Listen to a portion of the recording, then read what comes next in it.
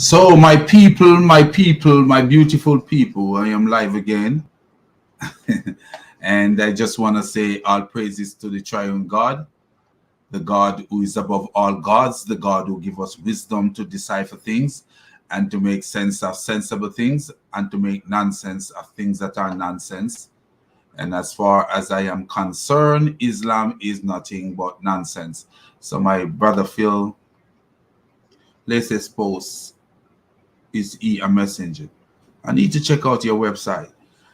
As soon as I finish, I will check out your website, my brother.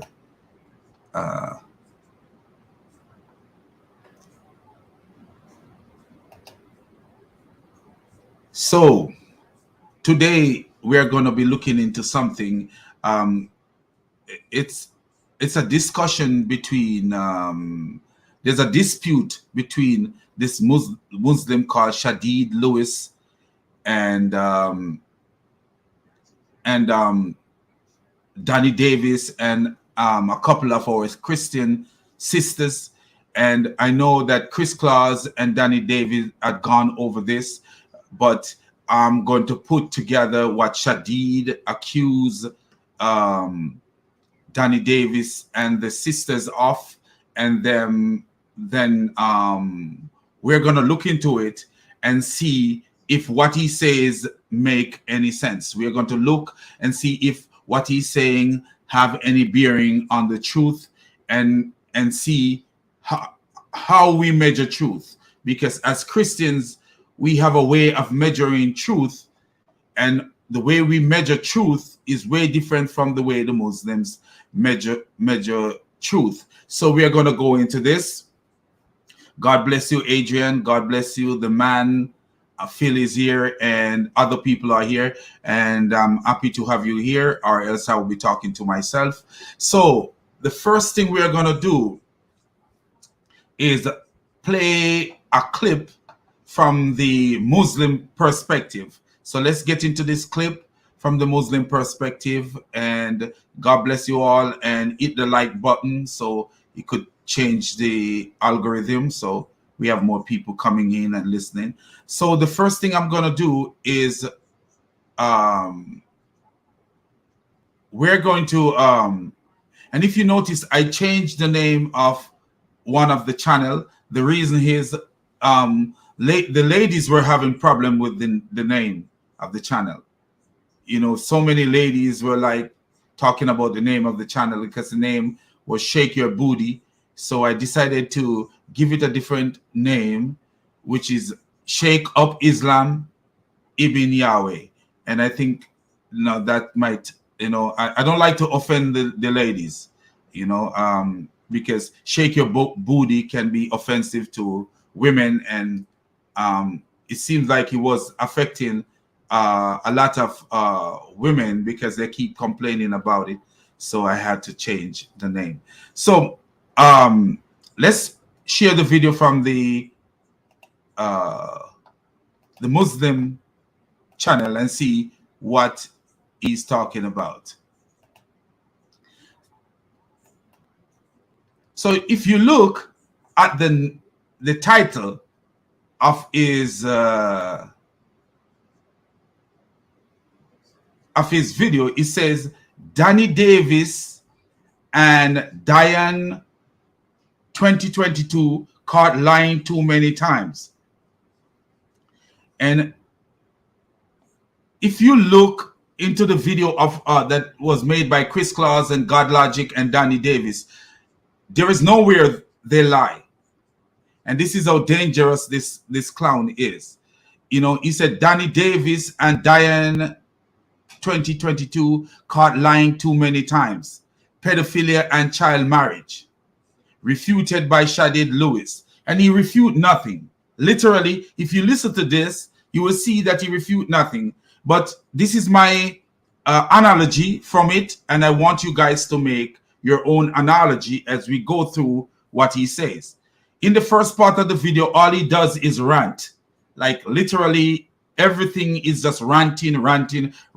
You could see that this guy he doesn't have a peaceful mind and a peaceful heart, you know, because all he do is ranting. if you're going to refute someone and you know you're going to refute them, the thing you do, I think he tried to taint their character before he even refute. Like when we say something about Muhammad, we can show why we say these things about Muhammad, you know, and then we make our talk about Muhammad is based on Muhammad's character, and or even me calling him a fool is based on his character. Look at this. Danny Davis and caught lying too many times, exclamation, and he haven't proven anything yet, you know. But look at this. All right. Bismillah Rahman Rahim. In the name of Allah, most beneficent, most merciful, I bear witness that there is no God but Allah, and that Muhammad is his last messenger. That's the biggest mistake he made already. Muhammad is his last messenger. Is that true? That's a lie. Isn't it Isa coming back? If Muhammad was the last messenger, how is Isa coming back?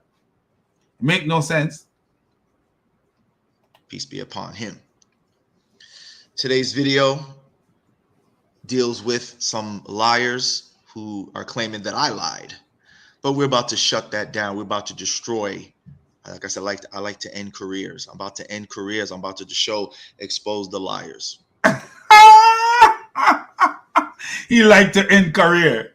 What a clown, man. You need to go drink some camel urine. It will be better for you.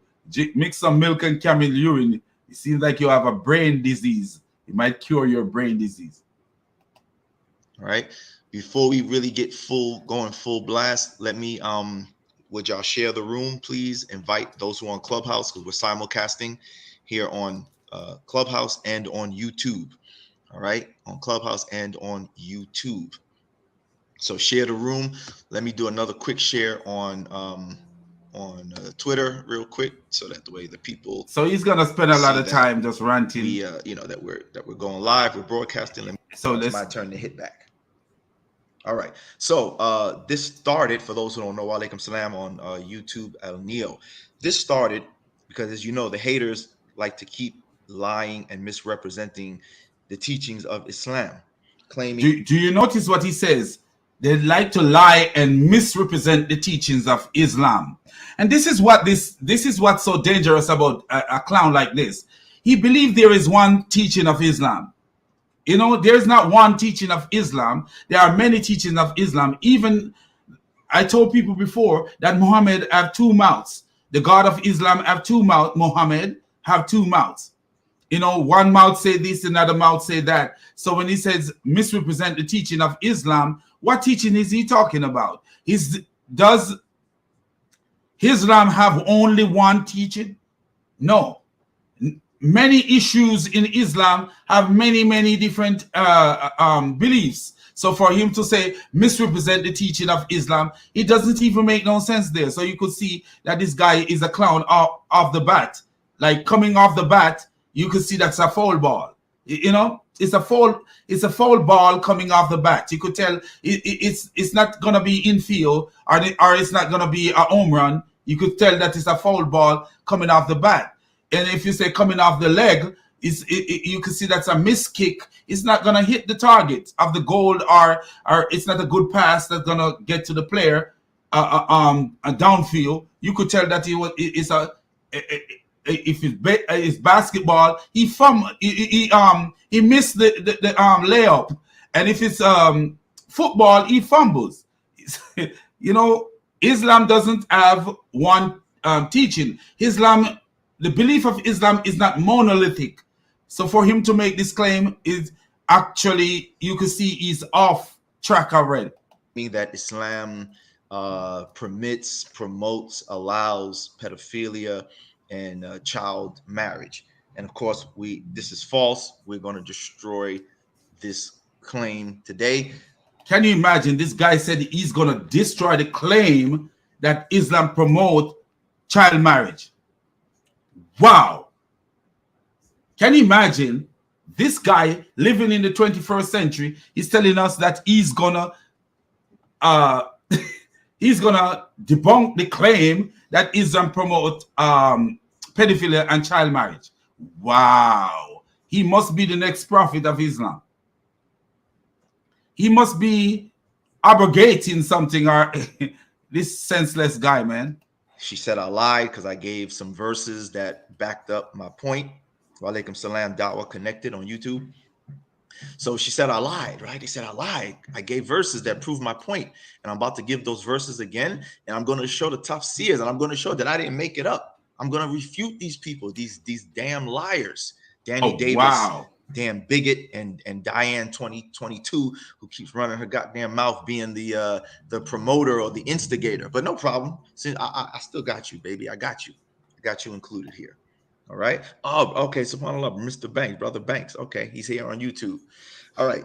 So let's see. Yeah, exactly, John Smith. She's not really that important, obviously, but she's the one that keeps running her mouth. So I figured I'd put her name in here. All right. They claim they can barely hear me.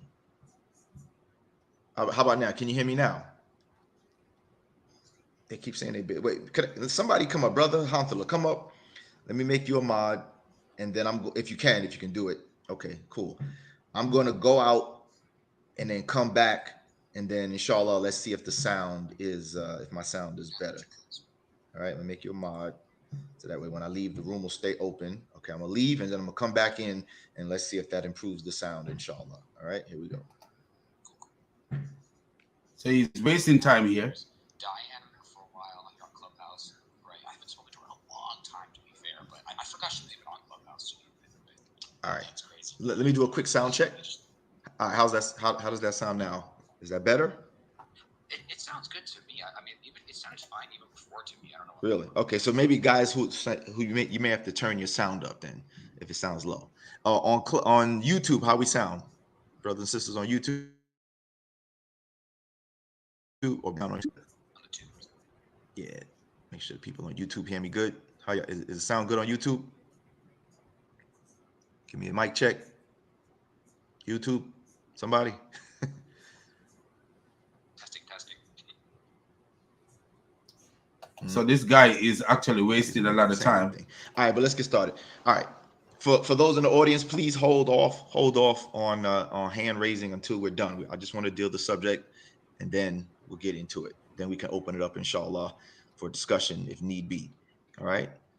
Again, YouTube, can y'all hear me? Let me type it. Can y'all hear me? And check your back. Check your back channel. Me? Yeah.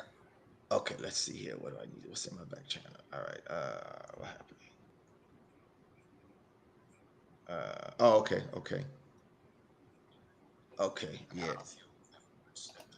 Right, yeah, good, right. A whole bunch of waste time, man. Can you hear me, YouTube? Oh, it's already typed, yes. Yeah, okay, they said they hear me. Good. Okay, very good, mashallah. Okay, so let's get this thing started.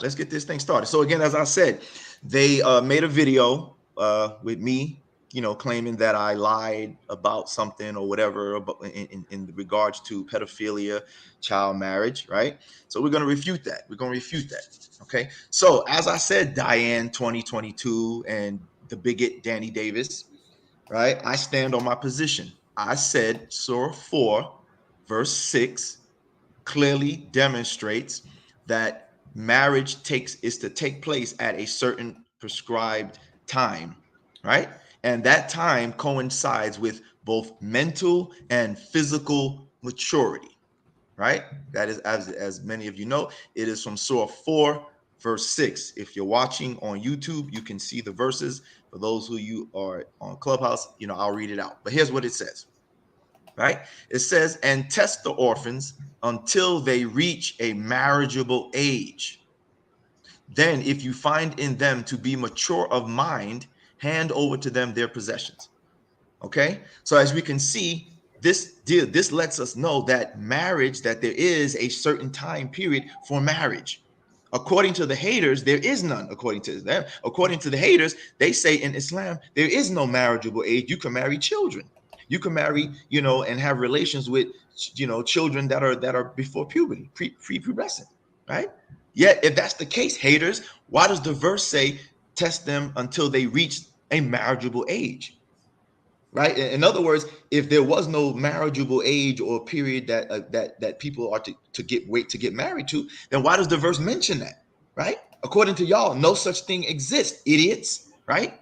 According to these haters, Diane2022 and Danny Davis, no such criteria for marriage in Islam exists. Therefore, again, according to them, you can marry children. So when you look at this, it says, test them until they reach a marriageable age. Then you could, and over the, according to him, when he is reading that, what he says is, I don't know which one he read from. He said he read from, but he have three different translation on the screen, and he says mentor and train. If you notice what Safi Kaskas say, mentor and train orphan until they reach a marriageable age. Then if you find they are mature, hand over their possession to them. But marriageable age, and this is how crazy this is.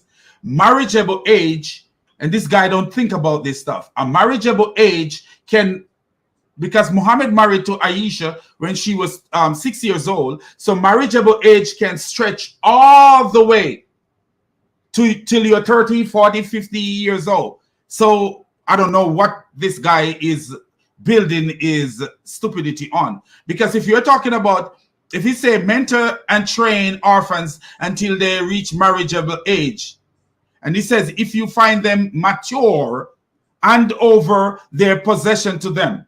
How is this guy saying, how is this saying that you cannot marry to a child? It doesn't say that. Because if marriageable age started at 6, as Muhammad married to Aisha when she was 6 years old, if the girl is not married at 6, she's still under the mentor of that person and continue to mentor her until she is married.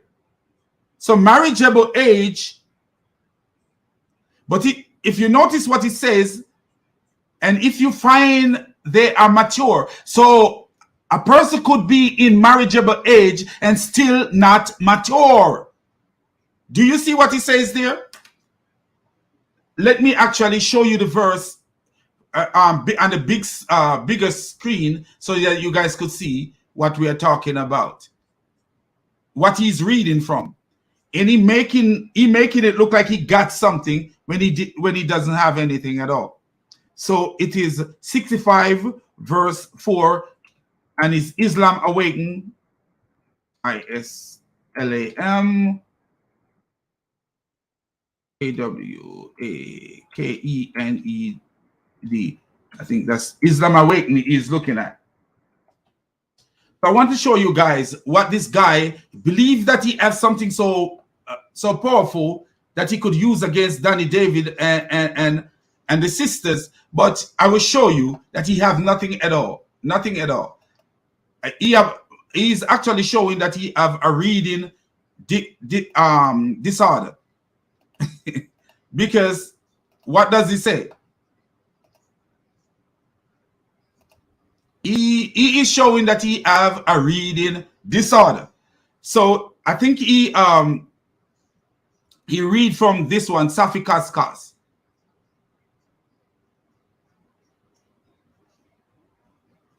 I think that's a which one is this?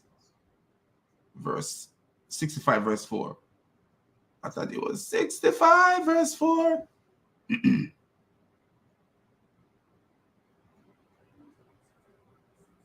No, it's not 65 verse 4. Let me go back and see what he was on. Let me see what he was on, then I would. So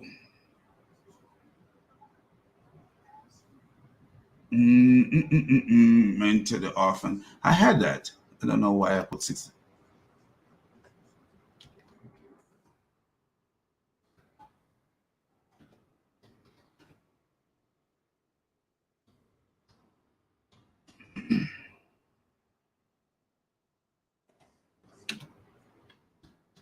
Just a minute. Let me show you guys that, you know, it's, sorry. That's my problem. 4 verse 6. That's it. It's first 4 verse 6. So let me share that with you guys, and you will see that it is not as easy as this guy is trying to make it. All right. So what we're going to do here, we're going to share that with you guys. It's not as easy as he's trying to get away with it. If you have any reading ability, you see that it's not as easy. If you notice, this is the one he's reading from. Mentor and train orphan until they reach marriageable age. Then if you find that they are mature. So if you find that they are mature, so you mentor and train them until they reach the marriageable age. And if they are mature, then you can release their position to them, hand over their possession to them. That is not saying that you cannot marry to a 6-year-old. It doesn't say that. What he's doing is he's taking things out of context. The problem he have, he stop here until they reach a marriageable age. He don't worry about what he says. Sorry. He doesn't worry about what he says afterwards, but you have to worry about what he says after. You have to worry about what he said after, because then if you find they are mature, so you could mentor a person until they reach the marriageable age. But the problem you have here, the marriageable age could start at 6. So the mentoring is not over yet. Because what? If they are immature, they still need further mentoring. Because what we're saying is this: women, girls were being married at different age. They were marrying these girls at different age. When I read this, it doesn't tell me that, oh, you cannot marry to a 6-year-old. It doesn't. It does not at all. Because if they are immature, then you continue to mentor them. Because he says, hand over their position to them if they are mature. If they are mature. That's what he says. If they are mature. But even if it even if to him it is saying something different, if he gathers something different from this, that is, oh, a marriageable age is a mature age, we are going to show that the Quran has 2 mouths. If that's what he wants to say that it means, the Quran has 2 mouths. One of the mouths of the Quran is saying that you could marry to a children, and according to him, another mouth of the Quran is saying that you could marry to mature girls, that you could marry to mature girls. But if you notice this, if you find they are mature,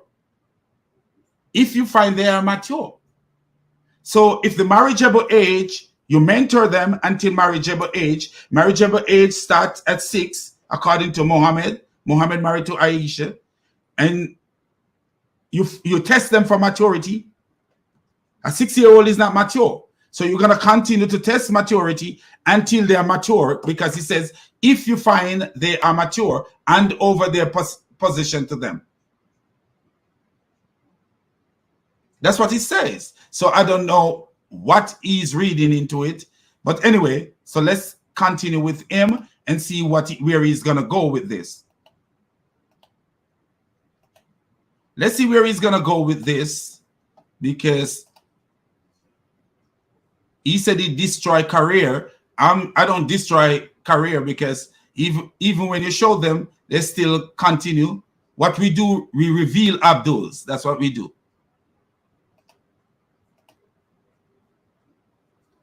If that's the case, then again, why does this verse give a criteria to judge and test orphans as when they reach a marriageable age. Right? But what he's failing to see, as I was saying to you guys, the testing is not over. The testing doesn't continue like, oh, today you get to marriageable age and the testing is over. He doesn't say it's over, because he said, if you find that they are, that's what he says. If you find that, and then if you find that they are mature and their possession over to them. So there are marriageable age is saying that some of the girls that are at marriageable age are not mature. Are not mature. Literally, that's what that verse is saying. That you have girls at marriageable age that are not mature. That are not mature. And if you look at the story of Aisha, one of the time when Aisha was suspected, there was a time, even Aisha took long to be mature. Very, very long to be mature. To the point where Aisha was suspected of cheating on Muhammad. And when Muhammad was asking question about Aisha, because Muhammad actually seems like he believed that Aisha cheated on him, because he wouldn't talk to her, she was sick, he wouldn't even attend to her sickness. So he called together his people, and he started questioning two men about what they think about Aisha, because he was thinking about divorcing Aisha. And one of the men says she's a very immature girl who leave the door. Let me see if I could find that for you guys.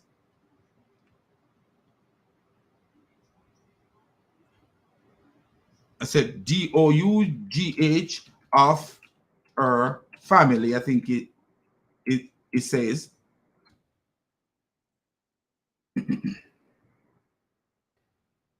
Let me see.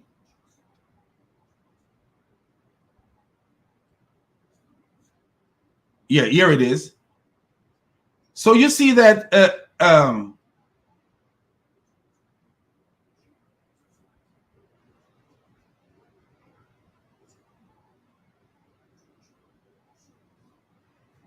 so they see this guy actually look at Aisha as immature, very immature.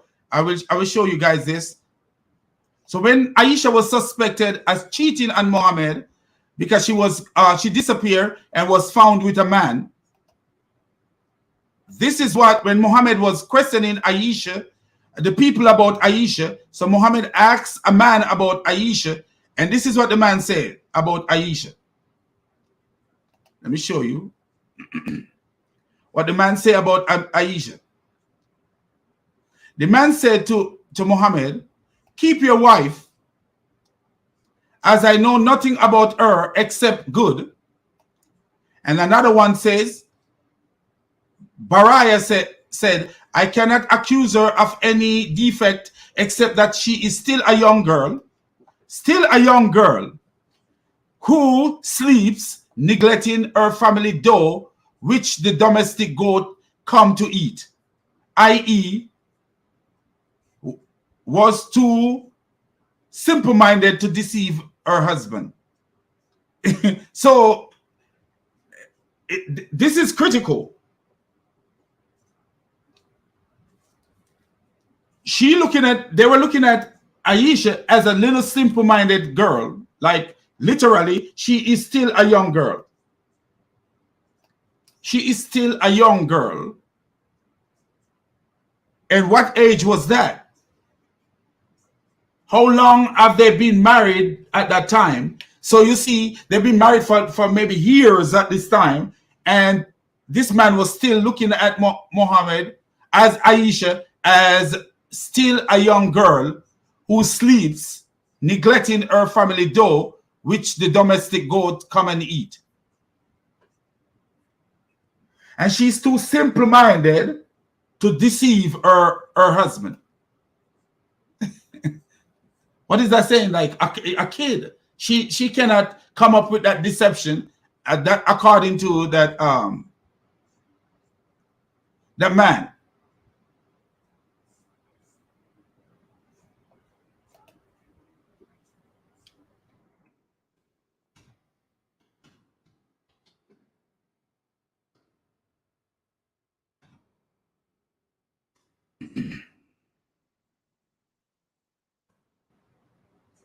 So they were looking at her as an immature girl. Like this is the story here. This is actually the story where she cheated. That she was suspect of cheating. This is the story where she was suspect of cheating.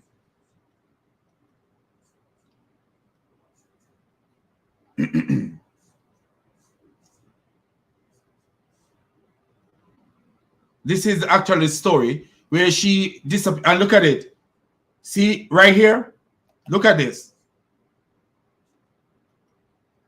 Look at what the man say about her. So the Muslim guy, Shadid, he doesn't think about what he says. But look at it. Look at what he says. You see what he says right here? I have never seen in her anything faulty except that she is a girl of immature age.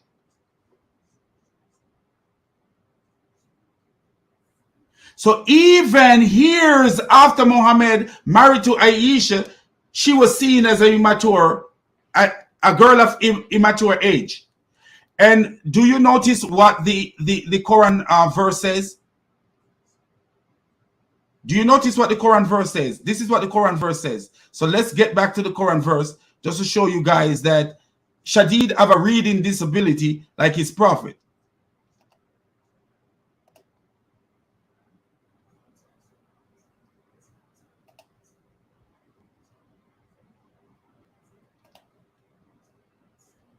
Notice what he says there, immature age. Do you see the word that says, and if you find they are immature age, and if you find that they are mature and over their possession. So Aisha would still be in school. Aisha would still be of a mentor. She would not, her possession would not be handed over to her. Even when Muhammad married to her, her possession would not be handed over to her because she was immature. She was an immature girl. So when I read this, this is what he's saying to me. Mentor and train the orphan until they reach marriageable age. According to what we see Muhammad do, Muhammad married to Aisha when she was 6 years old. We'll share that with you in a minute. So what this is saying here, that you could marry to marriageable age starts maybe round about 6. So marriageable age start maybe round about 6. And he says, then if you find they are mature, do you see what he says? You mentored them, but if you find they are mature and over their possession, this is what he's talking about. Context. If you find they are mature and over their possession, but if they are not mature, and why do you, if they are not mature, what would happen? You would keep their possession. You keep their possession. And we say until they reach the age of marriage doesn't mean that at the age of marriage you will stop mentoring them. I don't see this from this verse that at the age of marriage, because it says until they reach the age of marriage, that means at the age of marriage you will stop the mentorship. I don't believe that. In Saudi Arabia, even today, women, all grown women have mentorship. So I don't believe that this is what he's talking about. And when those people, scholars, read those things in Saudi Arabia, they don't believe that mentorship stop at a certain age, I think it means for me, and when I analyze it, you know, and I will look at the tafsir in a minute and see what the tafsir says about it. When I analyze it, I believe that it means until the person is married, because when a person is married, the husband becomes the mentor. Like Aisha's mentor, who was Aisha's mentor? Aisha's mentor was Abu Bakr and her mama until 6 years old. Until the day she came to Muhammad's house. That's when the day when she came to Muhammad's house, that's when the mentorship stopped.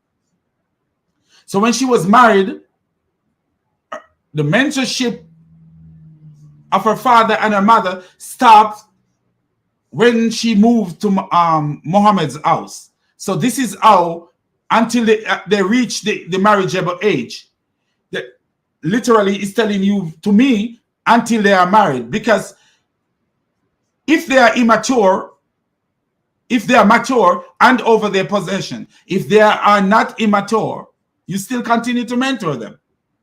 Literally, that's what I understand from this. Because if they are immature, what you're going to do? Just leave them on their own and they are immature? No. But Muhammad married to Aisha while she was immature. And even years later, as you see, when she was accused of cheating, she was still immature, according to what the Hadith says. The Hadith actually say, except that she is a girl of immature age. And we are talking about Sahih al-Bukhari 2661.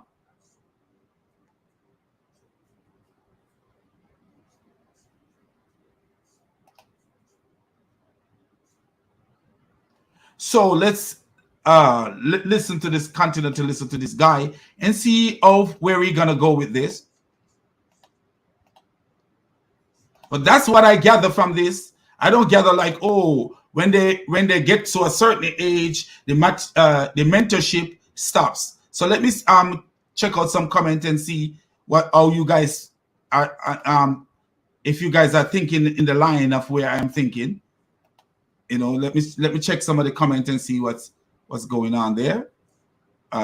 You know, because I like to share the comment.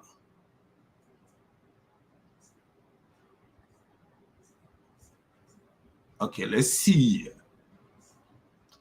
So we start from here. I haven't seen any. Phil said, Aisha mature. I have never seen in her any faulty, except that she is a girl of immature age who sometimes sleep and leaves the door of the goat to eat. So you see, yeah. Phil, man, you're fast, bro. Yeah, so do you see what I was saying? That she was even immature and Muhammad still marry her. So, and we know that they cannot dispute or refute that she was married at the age of 6. And he had sex with her when she was 9 years old. So let's continue with this guy and see where this guy is going to take this, what ride he's taking us on. Many of the translations, until they reach a marriageable age.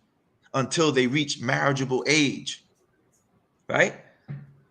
So I don't know if they're going to. So again, and the point here is that regardless of whether it's talking about orphans or not, it still lets us know that there is a marriageable point, right? There is a marriageable point. And this is how crazy he is. Of course, there's a marriageable point, but where does the point start? According to Surah 33. Verse 21 says Muhammad is the perfect example to follow. So the marriageable age starts at 6 years old. But what he's forgetting to tell us is that this, according to the verse,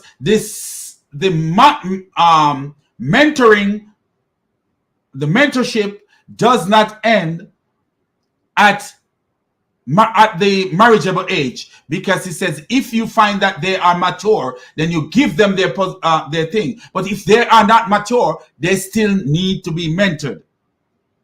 They still need to be mentored if they are not mature.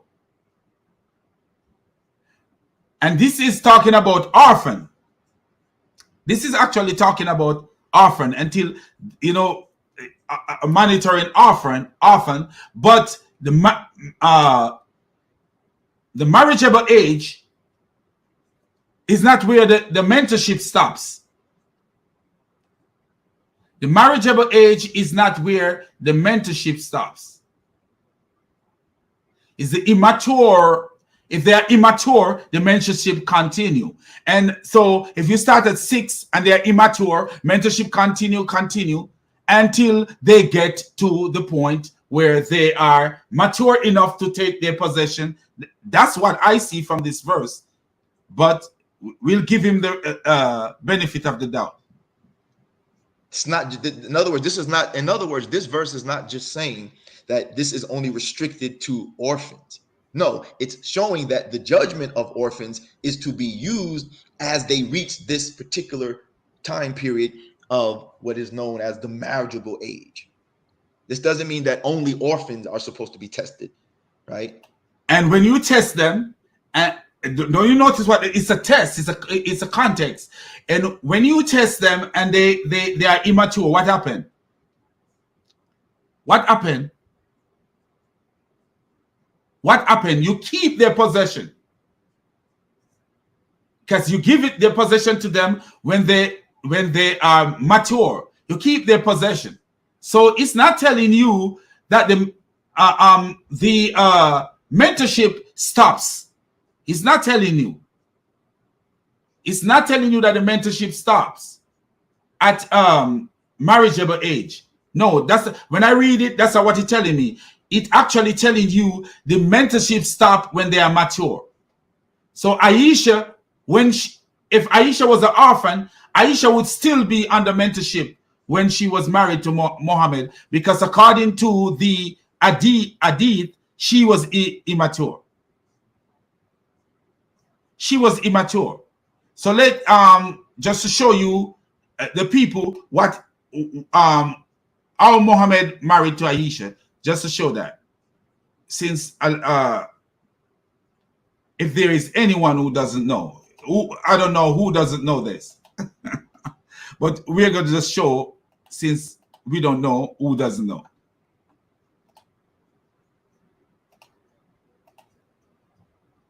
So what we have here,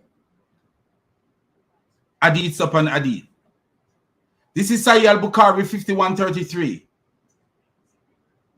Narrated Aisha that the Prophet married her when she was 6 years old, and he consummated his marriage when she was 9 years old, meaning that he had sex with her for the first time when she was 9 years old, and then she remained with him for 9 years, i.e. till his death. So she was 18 years old when he died.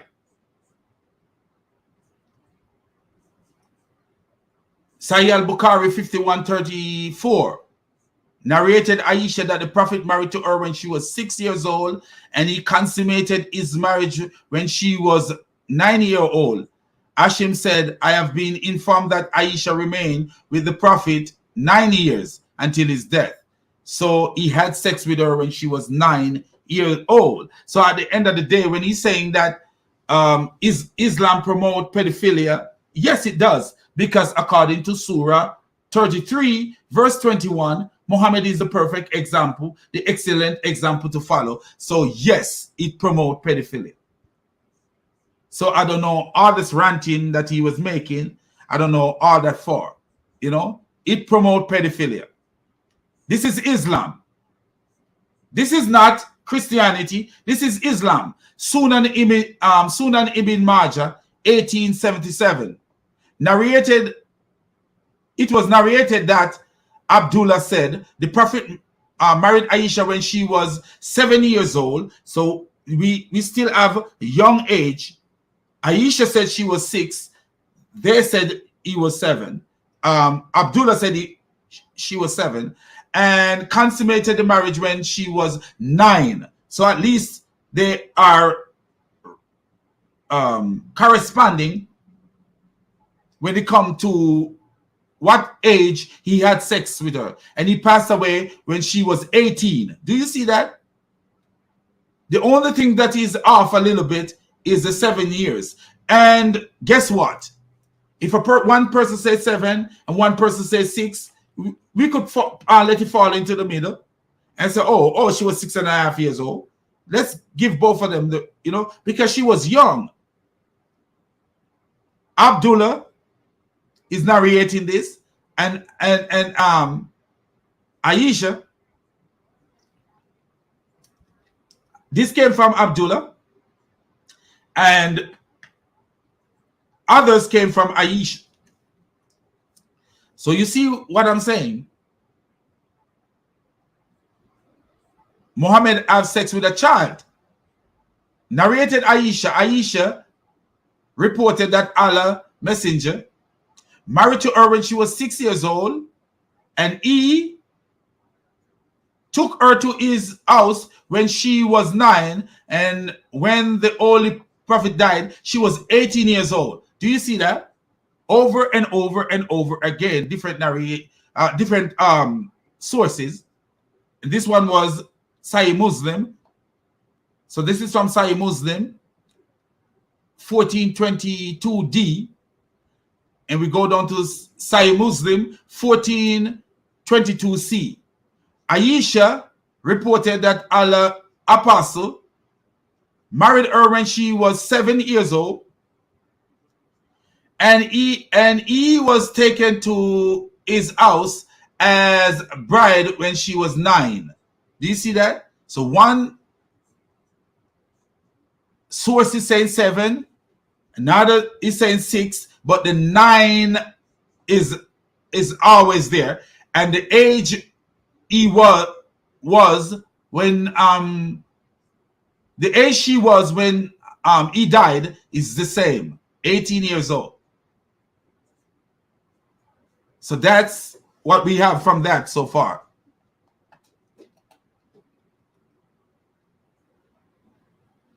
So do you see that these are things that they cannot deny? They only can come up and say, oh, and try to twist things to make things look like there were something else going on. And there is many more narration.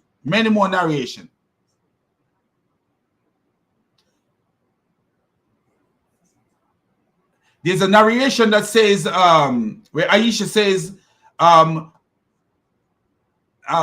she was taken. The Prophet engaged me. I was a girl of 6 years. We went to Medina to stay at his home. Then I got ill and my hair fell down. So it was so much stress. It was so much stress for her that her hair started falling off. So let me show you guys this. I think this was a mature child. No, this was not a mature person. That was a baby. The baby was so sick that her hair fall off. Muhammad didn't care. Muhammad have sex with her. He didn't care about that.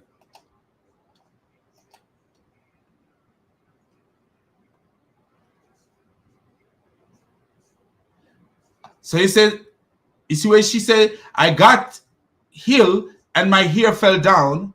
Later my hair grew again, and my mother, Roman, came to me while I was playing in a swing with my girlfriends. So you see, she was on a swing playing with her girlfriend.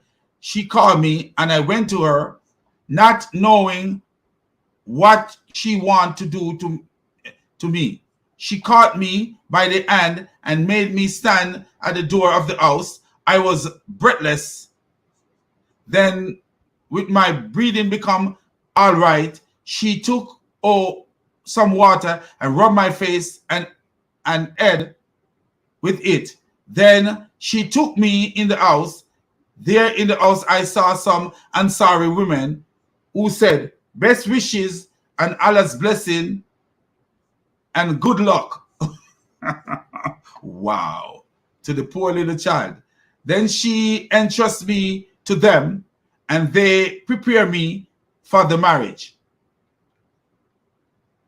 Unexpectedly. And I want you to notice what Aisha is saying at this time.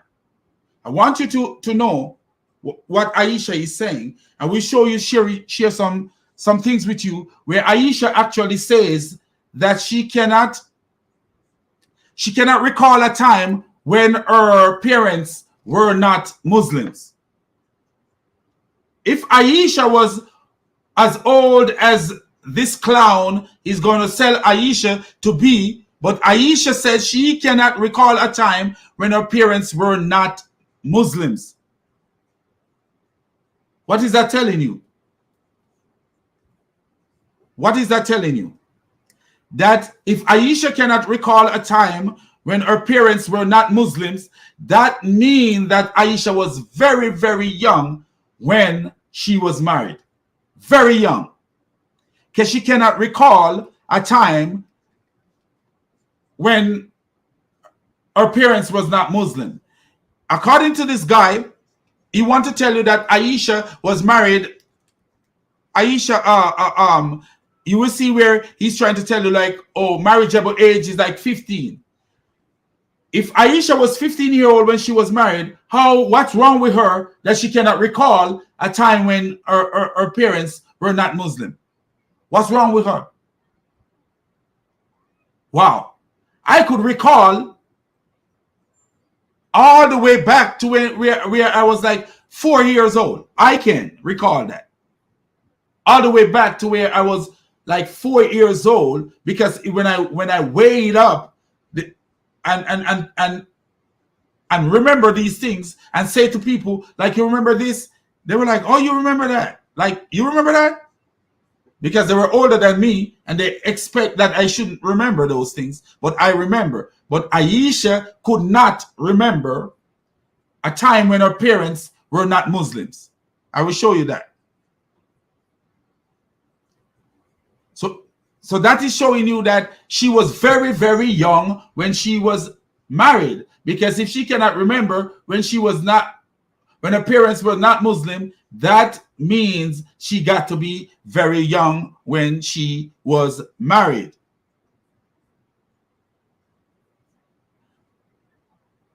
So you see, look what she says here.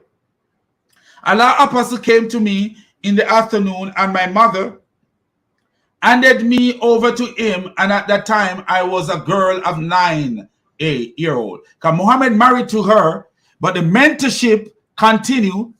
Do you see the important? I want you guys to see that. Muhammad married to her when she was 6-year-old, because that was the age of marriage. And the mentorship continues until they think that she was ready to go to Muhammad's home. The parents believed that she was mature, but the society did not see her as mature enough. Even though her parents gave her to Muhammad at 9-year-old, and Muhammad had sex with her when she was 9, guess what? The society did not see her as mature. Because did you remember what the man says? She's a girl of immature age, and she would go to sleep and cause the goats to eat the family dough. That means she would start to make the dough, because I was cooking. I was cooking when I was 9 years old. So I don't see a problem with Aisha cooking when she was 9-10 years old. Because I was cooking when I was 9 years old. There's a lot of Jamaicans, the kids are cooking when they are 9 years old. There's a lot of Americans that have their kids cooking at 9 years old, making breakfast. There's a lot of third world countries where kids can make a 3-course meal at 9 years old. And they know what they're doing. I used to watch this one channel where these two little boys would cook all kind of stuff. So one day I saw them cook rats. They were cooking rats one day. They cook they cook a snake one day. They cook a rat. They were cooking. They beat up their garlic and herbs. Be like, man, these kids know what they're doing. But anyway, let's get back to the video, man, because we want to show that this guy have no idea what he is talking about. So you see that Muhammad married to Aisha when she was 6 years old, but the mentorship continued. The mentorship continued with the parents until she was 9. So we go back to what this guy was saying, and you will see that the verse is actually saying what Muhammad did. You have to have historical background behind things. You can't just be just taking things out of context. So according to the verse, it said, mentor and train orphans until they reach the marriageable age. Then, if you find they are mature, hand over their possession to them. That's what he's saying. So if they are at the marriageable age, if they are mature, you hand over their possession to them. So if the marriageable age starts at 6 and they're not mature, you're going to continue to mentor them, just like Aisha's parents continue to mentor her. But Aisha's parents hand over her to Muhammad. So if she had any possession to get, say she was an orphan, guess who would have gotten her money or her inheritance? Muhammad would have gotten it, because he is now her mentor. And this is what I'm getting from this verse. I'm not getting like, oh, you can't marry to a 6-year-old if Muhammad is the perfect example. Yes, you can marry to a 6-year-old.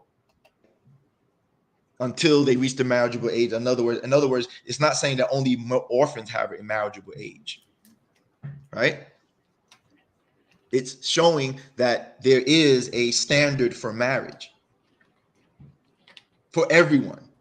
In this particular verse, it's referring to orphans, but it lets us know that the orphans are supposed to be tested when they reach this marriageable point. So I don't know. Right.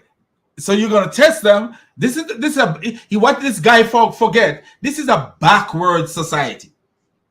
That's he thinking that, oh, we're living in the same society we're living in now. It is a backward society. It is a backward society to the point where the Quran is saying that Aisha is the mother of the believers. Can you imagine that? Aisha was a baby, but yet still the Quran is saying that Aisha is the mother of the believers. So a little girl is the mother of the believers. A little girl who needs somebody to teach her to do stuff is the mother of the believers. The little girl who used to leave the dough for the goats to eat and leave have a goat in her house to the point where the goat eat the Quran. She was the mother of the believer. The little girl who could not keep her husband's secret, that she would talk about semen on her husband's clothes and tell her husband toughest secret. You know, she was so immature that she used to tell people about the semen on her husband's clothes. This is how immature she was. You know, a mature wife in her sound mind don't go about telling her husband's secret out there on the street like that. Muhammad was so delusional. Aisha said Muhammad was so delusional at one point that Muhammad used to believe that he had sex with his wife when he didn't have sex with his wife. Who in their right mind would be telling people those stories? Because she was immature. She could not keep a secret. She could not keep the secret of her husband because she was an immature child. A child will tell things that they are not supposed to tell. Especially a little child. A little child will say stuff, you'll be like, wow. A little child will say stuff. I watched a video the other day where a little boy said to the mama, "Mama, don't you want one of these? Don't you want one for your butt?" in the grocery store. And he was about Aisha's age, 9 years old.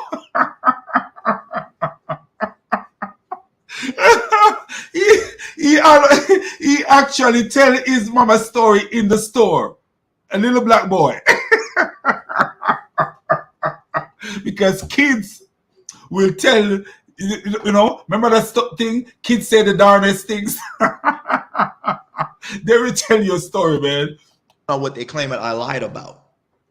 So I stand on what I said. This verse proves that there is a standard for marriage. So the thing about it is this. You could be selling this verse, but at the same time you are lying. Let me show you how you could lie. Because if you notice in the beginning, he says they're spreading lie and Islam and all this stuff. But when you watch Chris Claus' video, which I'm going to show you how Chris Claus answer back, and God Logic and Danny Davis, you will see that there's another side to the story. Another side to this story that this guy is selling. And if you are not selling both stories, you're a liar. Because you know both stories, but you're acting as if it's only one side to the story. Then you are a liar. If there's two sides to something and you're only selling one, you're deceptive. And literally, that's what you are, a deceiver. That no, you cannot just marry anybody at any time.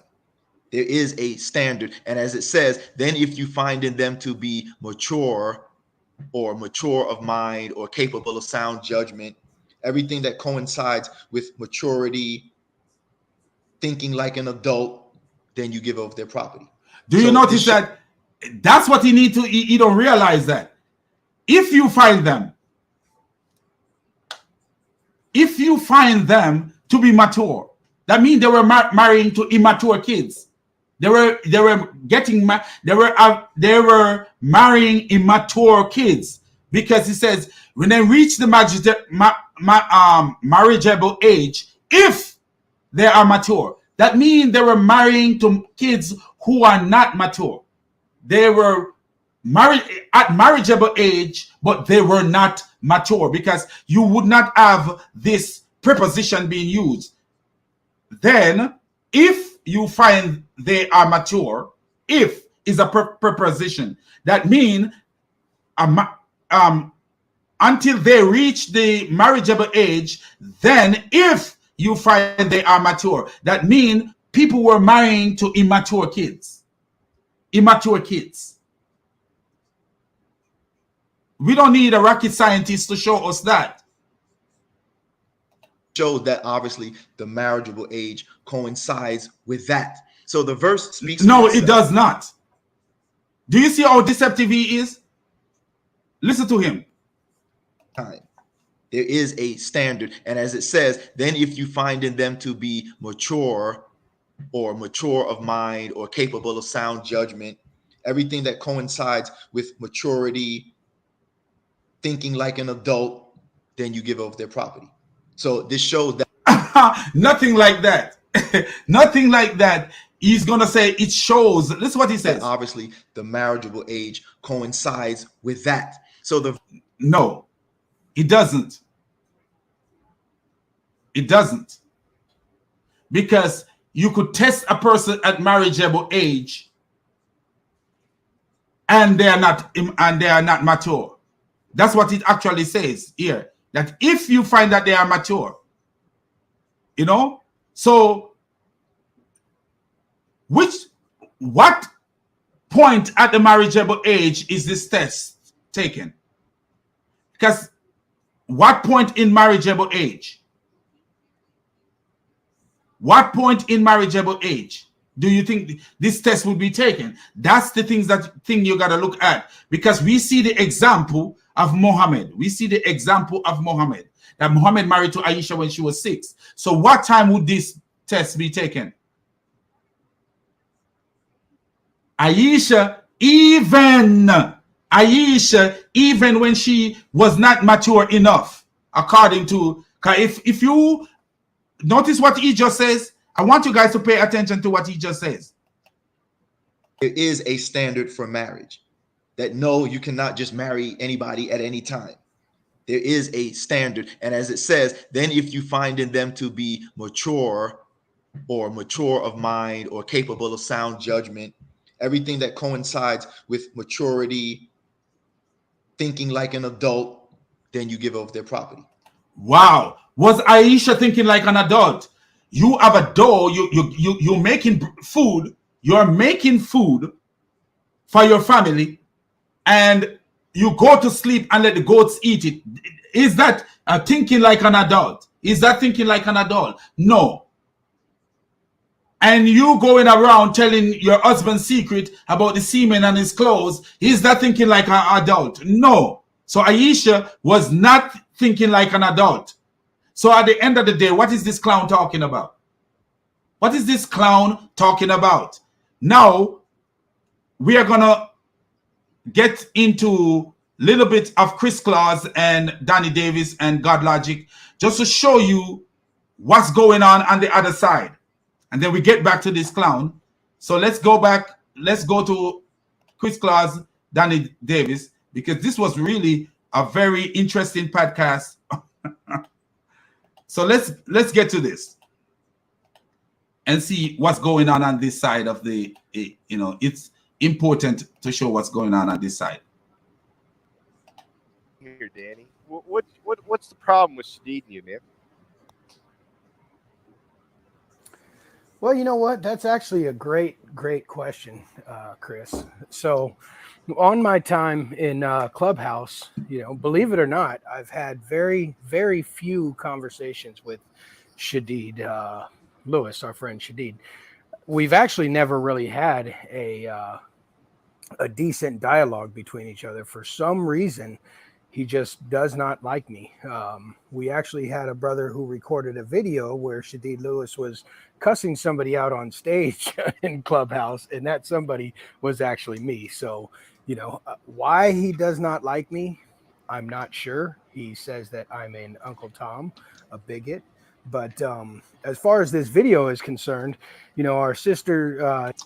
And people like Shadid, let me tell you the truth, man. They have this Farrakhan mindset, the racist mindset, the Farrakhan mindset, quick to call black people Uncle Tom and stuff like that.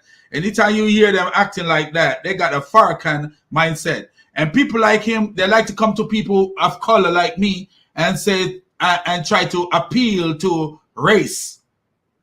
Man, I can't believe you're following the white man religion. I can't believe. Those are the kind of way they come to you. And when you hear them calling you Uncle Tom, they themselves are the Uncle Tom. Because they play into every stupidity. And when I say Uncle Tom, I have my own idea of what I would call Uncle Tom. Uncle Tom to me is a man who blames white people for everything. To me, that's an Uncle Tom. An Uncle Tom is a man who get up and instead of motivate himself to move forward, just like white folks, the ambitious white folks motivate themselves to move. Uncle Tom to me is a person who live with a slave mentality in them, mentality. Notice what I say, slave mentality. Not that they're physically slave. Their mind is enslaved, that they blame the white folks for everything that happened in their world. That to me is an Uncle Tom, because what? You're caught in the trap. You're caught in that trap where you can't even release yourself from your own mentality. You enslave your own self, but you blame white people for every demise. Everything that happened to you is because of white people. I don't believe in that kind of stupid crap. I believe this is a world for all people to live in. And there is racist black folks, and there is racist white folks, and there is racist Indian, Chinese, Japanese, wherever you find them. Racist Jamaican, racist, whatever. And I believe I am my own country. That's me. That's how I look at myself. I govern my own self, but I'm living in the world, and so I have to abide by some laws of the world. But I believe that I am my own country. I manage my own affair. I have my own gas stations. I have my own infrastructures. That's how I believe. I have to maintain myself. If you look at your life like that, then you'll be all right. I am the only government. And over my government is the Most High God. But I am the only government that is elected in my country.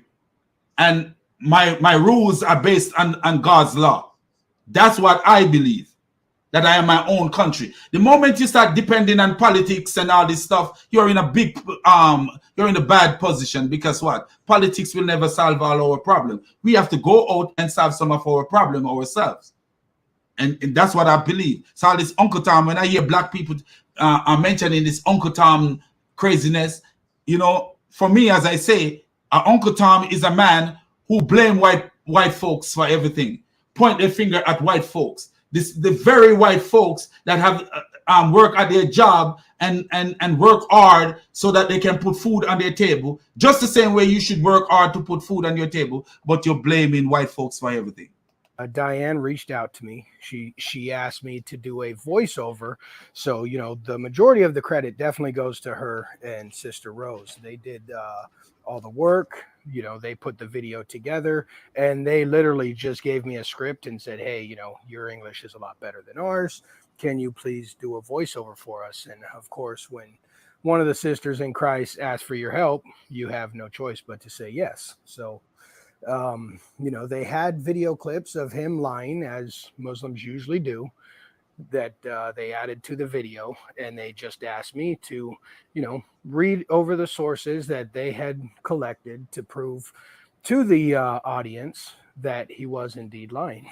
And, you know, apparently he had a room today refuting that he was a liar. But of course, he does not allow me. He's had me blocked on Clubhouse for well over a year now. So he does not allow me, although he was brave enough to put our names in the title of his room. So from what I see so far, he lied. And we could see that he lied. Why I say he lied? Because he says they are misrepresenting Islam. He literally, in other words, say that Danny Davis and the two sisters are misrepresenting Islam. And from what we see, we haven't seen any misrepresentation. So we're gonna step up a little bit and get into it. It's kind of let me just play it. Is this the one that's? Yeah, it is. I think it's the wrong one. Yeah, it's the wrong one. Let me get the right one up here. I just seen the right timing. One's at 2 minutes and one's at 2 minutes and 50 some seconds. So let me get the right one here. Christians. There we go. Christians, eh? Weirdly enough. But God Logic, you're going to love it, man, because they're all about you in this one. Oh, I keep opening up the same one. I'm just going to close this one down for a second. There you go. Now I can only open up one of them. They've been showing me a lot of love these past few days, man. All right. So what the question was is they wanted to bring up Shake Logic. So let's listen to what's said here. I'm not allowed to have him on our I may even be in trouble just for having him in the audience, so I don't want to push it, you know. He may be in trouble. A Muslim say he may be in trouble to have a Christian in the audience. Wow. They are really scared. What a coward group of... Can you imagine that? Somebody paying these clowns something because you may be in trouble for having him in the audience. Can you imagine? You may be in trouble for having a Christian in the audience. In the audience. Not talking, but in the audience.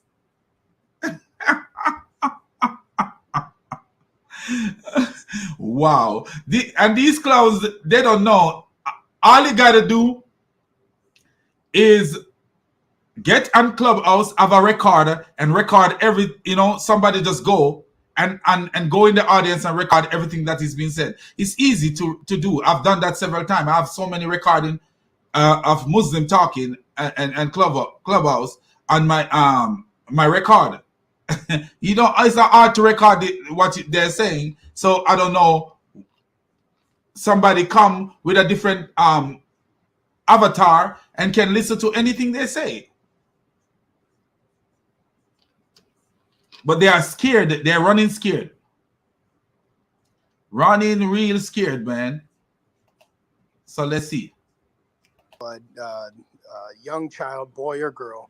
And as a matter of fact, the verse pertains more to young boys and not girls at all. And if that young boy is taken into a home because his family has been killed, whoever takes him in, they take control of his property, his inheritance. And they do not release that inheritance to him until he has reached maturity. Awesome. I just want to play a little bit of this clip. I just want everybody to go ahead and read this. I'm just going to make it full screen so that we can see what's being said. Let's just play this. Let's just see what this says here.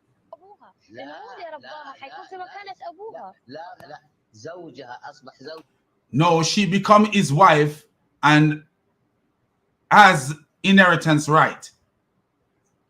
No, she become his wife and has inheritance right. So exactly like I said, when the child become the man's wife, the man have the inheritance right. So this is why he says to monitor them and mentor them until a marriageable age, because when they are married, when they are mature, you could give them their inheritance. But if they are not mature, you keep their inheritance until they are married. When they are married, the husband get their inheritance right, as this man says right here. Yes, on paper she is his wife, but I'm speaking psychologically, she's only a baby girl. Listen what the woman says.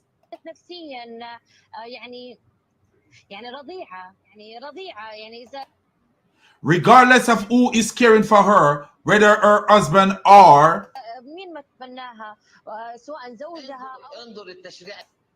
you should only be concerned with Islamic Sharia law. Do you hear what she says to the woman? You should only be concerned with Islamic Sharia law. I understand that Sharia allows a man to marry a baby girl. That is what you have just said, Dr. Ahmed.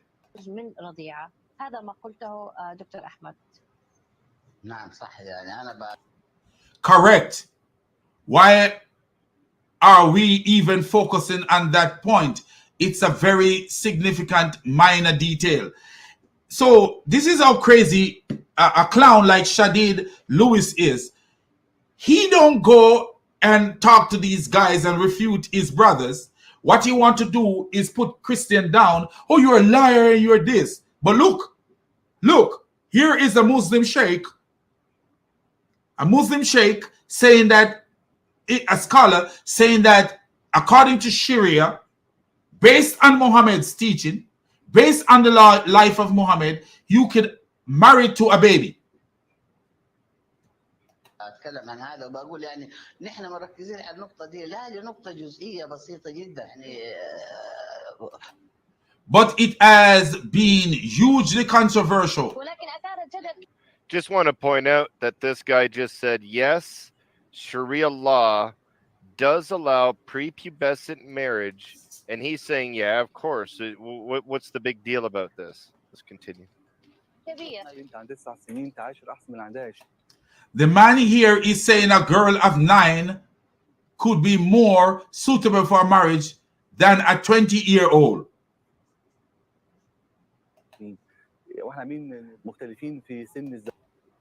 And who are we to decide a minimum age for marriage and whether we need to set an age? What's the deal?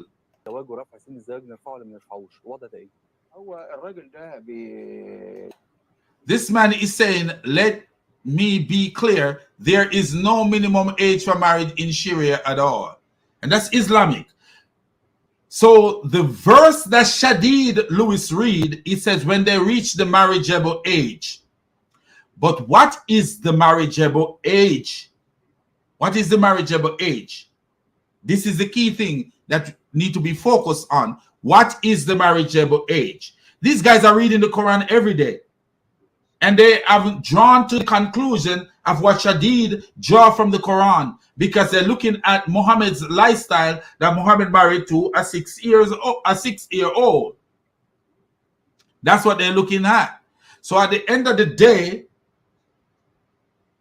what do they understand when they read Surah 4 verse 6? بيتكلم كلام هو أولا ليس هناك في الشرع تحديد لسن. Just go ahead and read that. Let him be clear. There is no minimum age for marriage in Sharia at all. So you see that? But I just wanted to show you guys that. And then we get back to Shadid, and you will see where Shadid trying to use later sources, to clarify his position. He's not using early sources to clarify his position. He's using later sources that came after the fact. Because when people found out the damage of the Quran, they get into damage control and they get into defensive mode and damage control.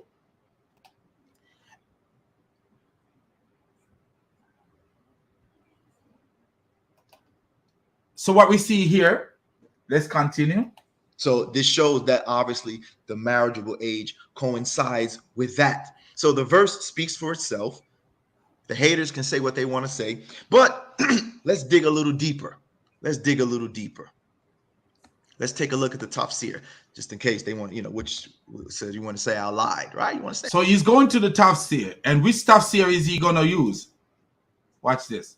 I lied. Okay, well, let's look at the tafsir. Let's start off with first tafsir Jalalain. Again, for those who are on YouTube, you can see you'll be able to see it on the screen. So here's what Jalalain says in his tafsir of the verse.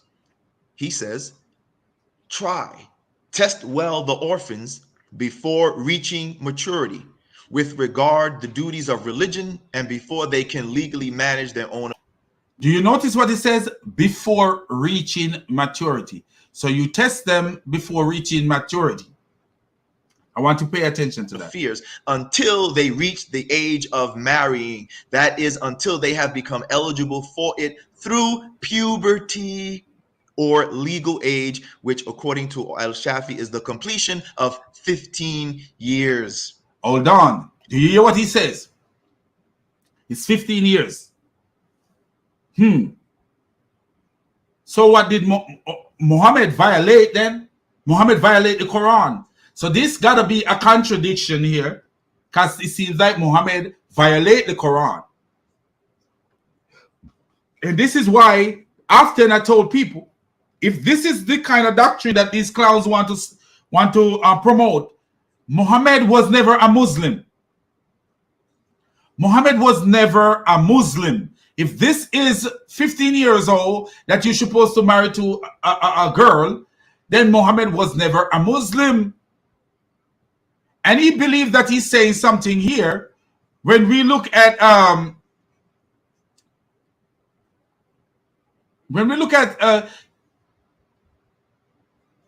Jalalain, what year did Jalalain live? Is Jalalain equal to Ibn Abbas? Is Jalalain equal to Ibn Abbas? No. So in order for them to to spread this kind of stupidity, they have to ignore what Ibn Abbas says in order for them to promote this, like, oh, you can marry to you cannot marry to a immature girl.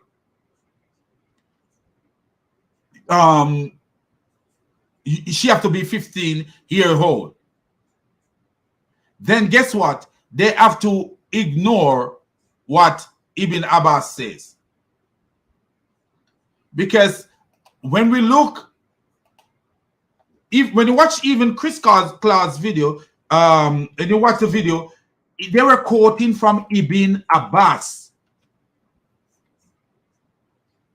They were quoting from Ibn Abbas. Ibn Abbas, not Jalalain, but Ibn Abbas.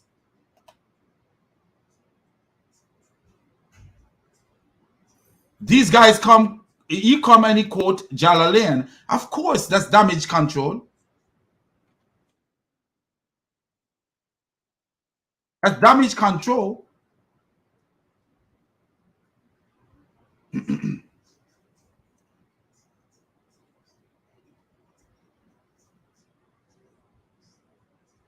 That's total damage control. They're in damage control mode when they try to quote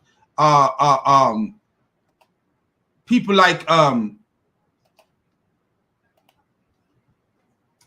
Jalalain, because that does not deny what Ibn Abbas says. Let me find it. I'm trying to find Ibn Abbas.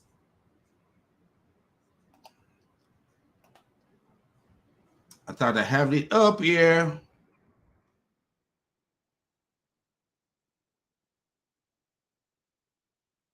Maybe here.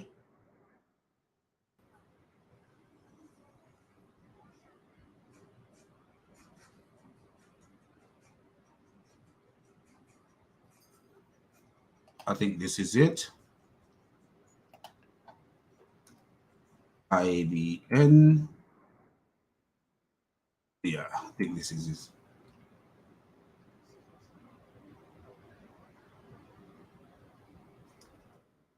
IBN. ABB.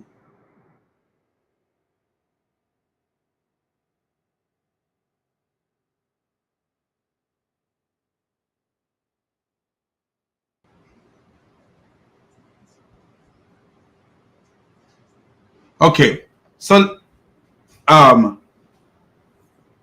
will show this in a minute, but let me read something from Ibn Abbas. And such of your women as despair of menstruation because of old age, if ye doubt about their waiting period, their period of waiting shall be 3 months, upon which another man may ask, O messenger of Allah, what about the waiting period for those who do not have menstruation because they are too young?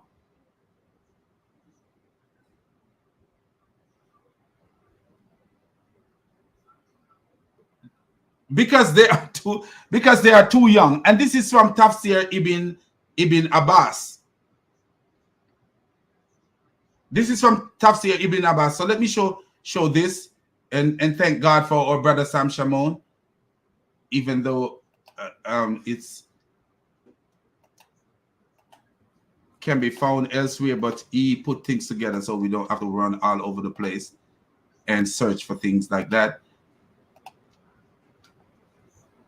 So look at this. Do you see that? This, he says, what about the waiting period for those who do not have menstruation because they are too young? Because of young age, their waiting period is 3 months. Do you see that?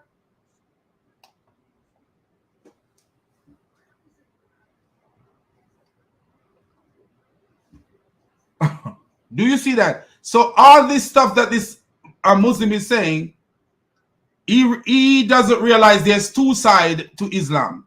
like his video, he took Jalalain. Ibn Abbas is above Jalalain. Can that Muslim show us where Jalalain is called the ink of the Ummah? Then if you perceive in their maturity that is right judgment in matters of religion and their property, deliver their property to them. Okay, so there you go, haters. Diane2022. He's so like like a two little kid, a baby girl. You know, like he looking at Diane like hater. You know, like when baby girls are quarreling with each other. And like, go away, hater.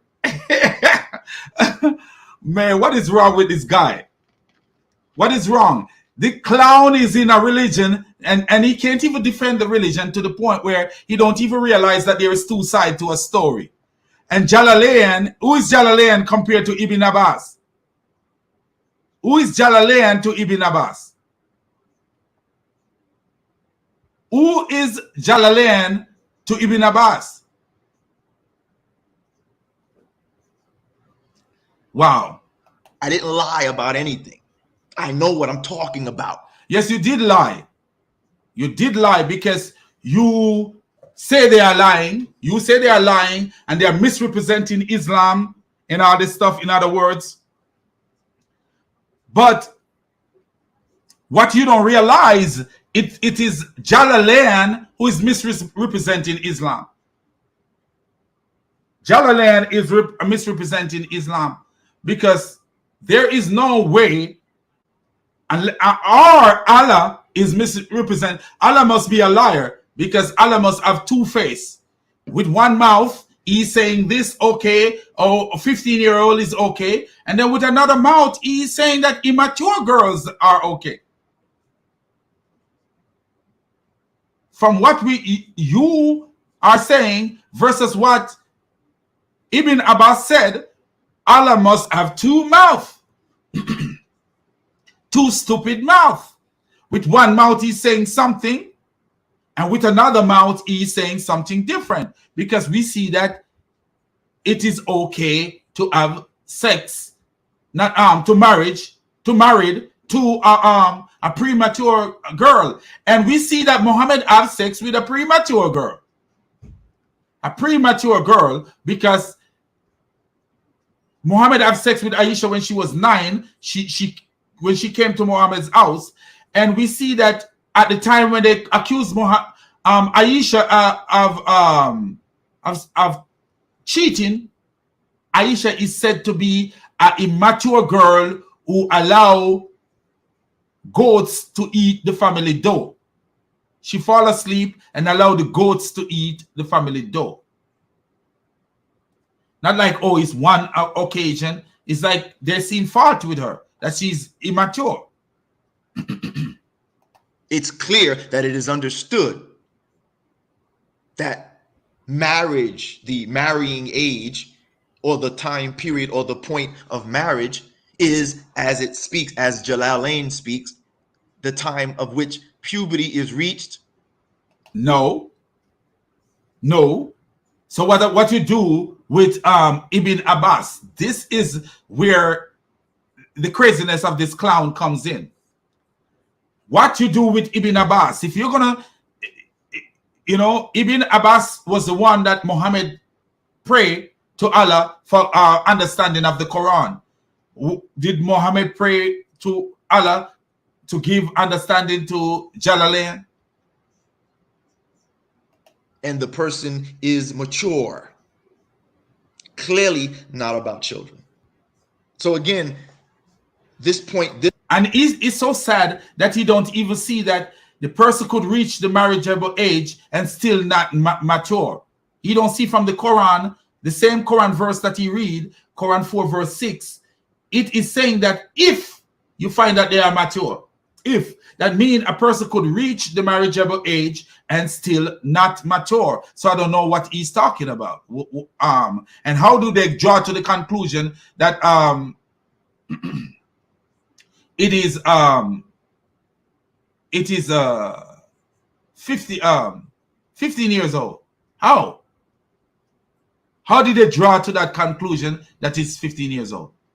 This verse proves that there is a standard for marriage and that these orphans are supposed to be tested when they reach that point. Again, if there was no point, as the haters claim. And this is so crazy. I don't know if they make the claim that you could have married to the girls at any age whatsoever. But do you see that this man in the video that Chris Claus play, he actually believed that you could marry to them at, it seems like, at any whatever age you want to.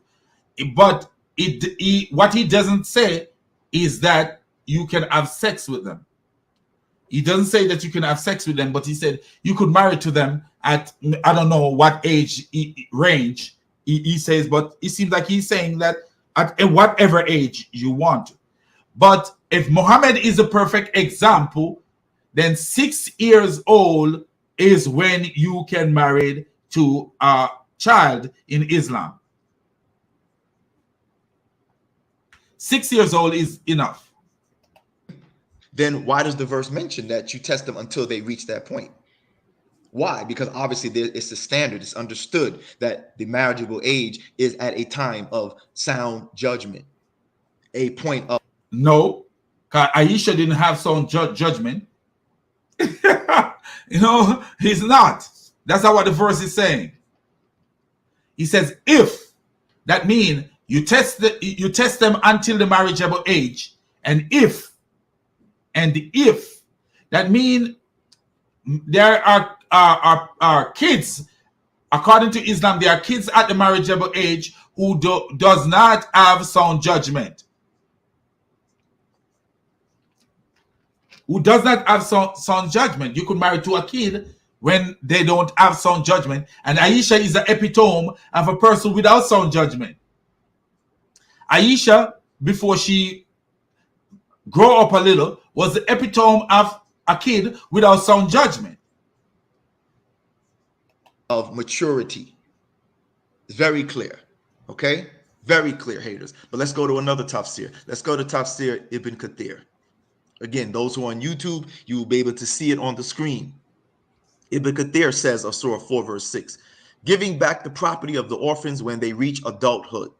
He says, Allah says, and test orphans, meaning test their intelligence. As Ibn Abbas, Mujahid, Al-Hassan, As-Sudi, and Muqatil bin Hayyan stated, until they reach the age of marriage, meaning the age of puberty, according to Mujahid. Haters, where did I look at this? Do you see this is why I tell you that whoever wrote the Quran is a donkey. And the all Islamic system is the system of donkey. Do you see what he's showing right here? Look what he's showing right here.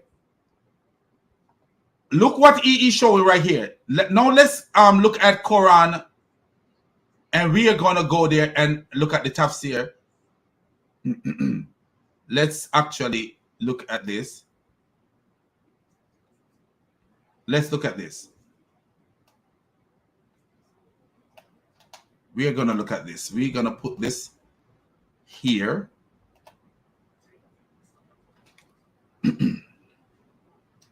Look at this. Let's show you something, my friends. So you see where he says Ibn Abbas say this. He says Ibn Abbas say this. But look what Ibn Abbas also says. And this is how dangerous Islam is. And nobody with the right mind should follow this religion, because this religion is a dangerous thing. He said Ibn Abbas, he's quoting Ibn Abbas says, and we're going to read what he actually to see if it's true what he's saying. But this is Ibn Abbas talking about Surah 65 verse 4 that talk about the menstrual cycle. Look what Ibn Abbas says. Abbas, see? Ibn Abbas, this is Abbas, Ibn Abbas, Tafsir Ibn Abbas. Do you see that? And for such of your women as this despair of menstruation because of old age, if he doubt about their waiting period, their period of waiting shall be 3 months, upon which another man may ask, O messenger of Allah, what about the waiting period for menstruation because they are too young? Along with those who have it not because of young age. Do you see this? Along with those who have no period because of young age. He says their waiting period is 3 months. They have no period because of young age. This is talking about marriage, divorce. Do you see the dumb, wicked, reprobattical religion that these clowns have? Do you see how big his mouth is and how he's running off his mouth? And he don't see that his religion come from 2 mouths? I keep telling these clowns, Allah have 2 mouths, which we know Allah is Muhammad's alter ego. Muhammad have 2 mouths. Most of the clowns in Islam have 2 mouths. So what we're going to do now, we are going to look at Surah 4, and to show you the difference, that these donkeys, and so which mouth do you follow? Let's look at if what he say Ibn Abbas says. We are going to look at that. So now we're going to go to Surah 4, Surah 4, and verse 6, and then we put tafsir, Tafsir, and see what we're going to see here. Tafsir. So right here, let's see what Ibn Abbas say according to him. Let's see what Ibn Abbas say according to him. This is Ibn Kathir. So he said Ibn Kathir says something about Ibn Abbas. Let's see. Let's see if we can find the word Ibn Abbas here. Just to show you the danger of this religion.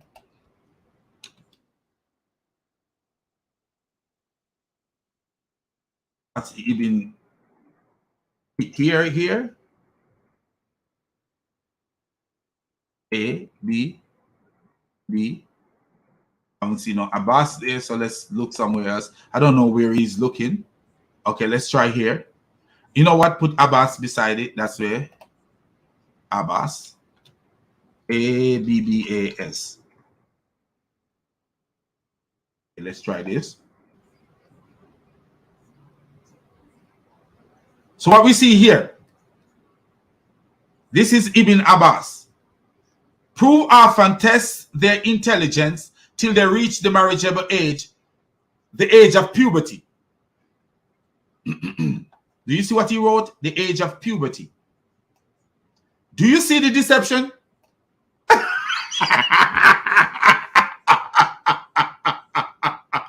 Do you see the deception? Do you see the deception? When he's giving tafsir and 65 verse 4, he says without puberty.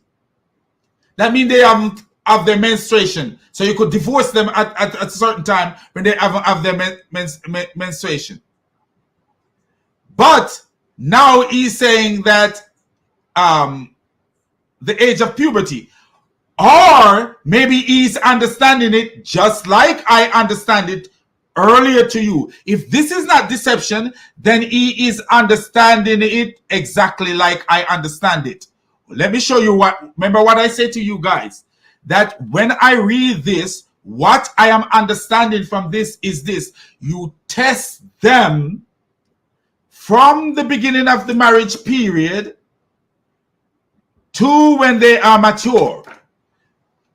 Or else, what we are seeing is Allah is a lying, wicked, bastard clown, just like I believe. And Muhammad is a lying, wicked, bastard clown. Ibn Abbas is a lying, wicked, bastard clown. Because how can you be telling people you can divorce a woman before they see their period, and then you're gonna say that. Then you're gonna say that before they reach the age of puberty. What does it mean? Puberty of in what way? How do a girl reach the age of puberty? So you could marry to a girl who haven't seen her period yet. Who haven't seen her period according to 65 verse 4. You could marry to a girl who haven't seen her period yet because what? She's too young. Not because of they have so many medical conditions that cause women not to see their girls not to see their period. But this is not what that was talking about. It actually was talking about the youthful age. We go back. Do you see what he says here?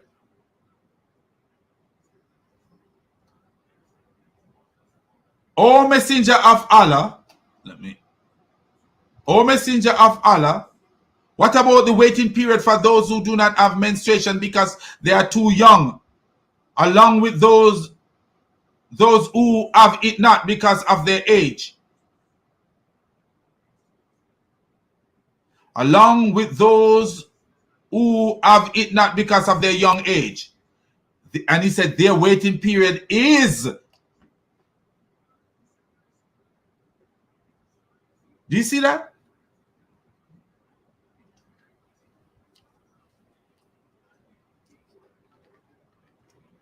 So puberty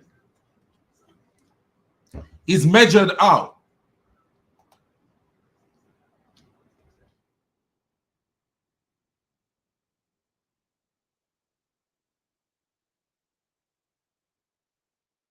Let's look at something here.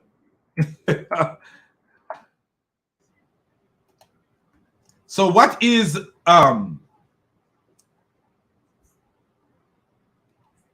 so do you see this? Puberty in girls, and this is the craziness about it. Let's share this with you guys, and you guys need to see. And this is actually governmental. So let's share this with you and show you that they could have sex with babies. Watch this. Puberty begin. When does puberty begins in a girl? So look at this. Do you see right here?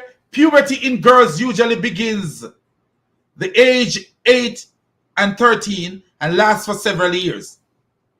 Ow! Age 8. 8.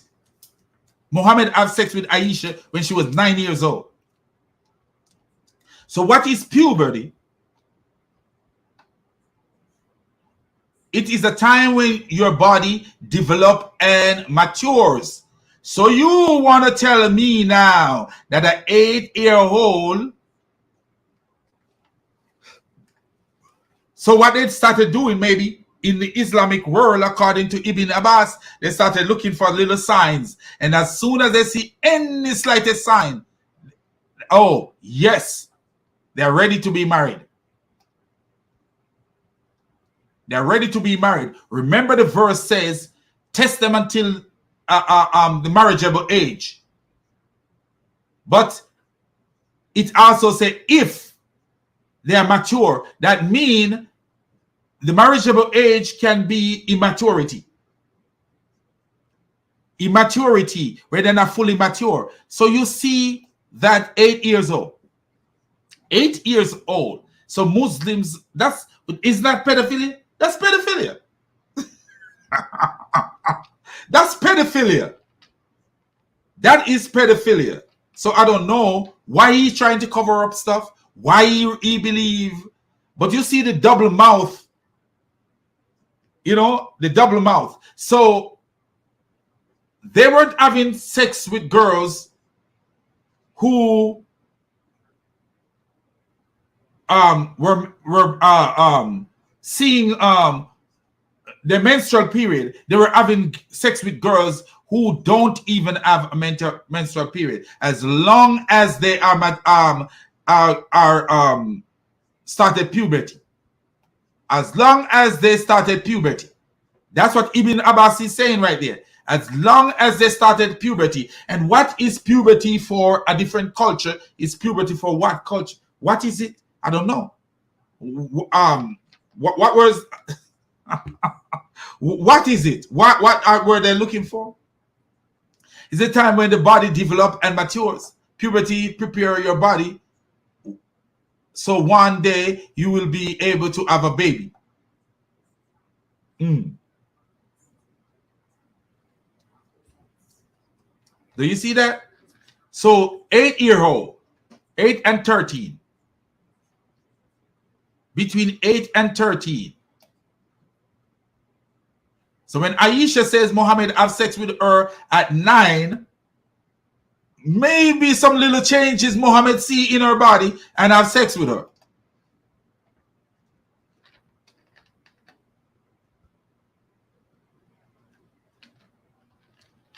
Slight little changes, not having no and I want you guys to pay attention where this is from. www.healthdirect.gov. Anytime you see GOV, this is scholarly. This is not just something that somebody just pick up and just write somewhere. It is scholarly. Let's go somewhere else and show you from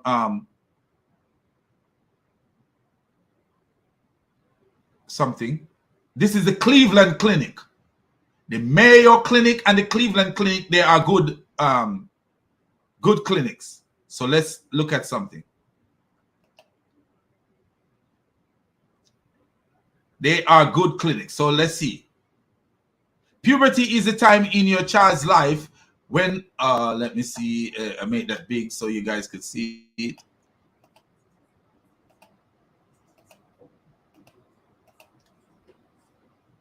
So puberty is a time in your child's life. Puberty is, what's going on? It's jumping. Puberty is a time in your child's life when they transition from a child to adult. So, but the transition begin at a point, and that's the point where, according to this guy, and what he's quoting from Ibn Abbas, marriageable age begins when puberty begins. Wow. Can you special hormones are produced and released that trigger the signs of puberty. Your child will go through 5 stages of puberty.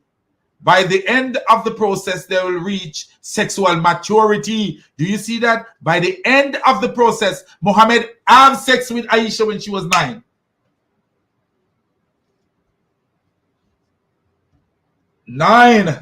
No wonder Aisha couldn't have any children. Muhammad destroyed her sexual organ. What a catastrophe. What is puberty? So if you look at, let me see if there's an age there. Let me see if there's an age. AGE.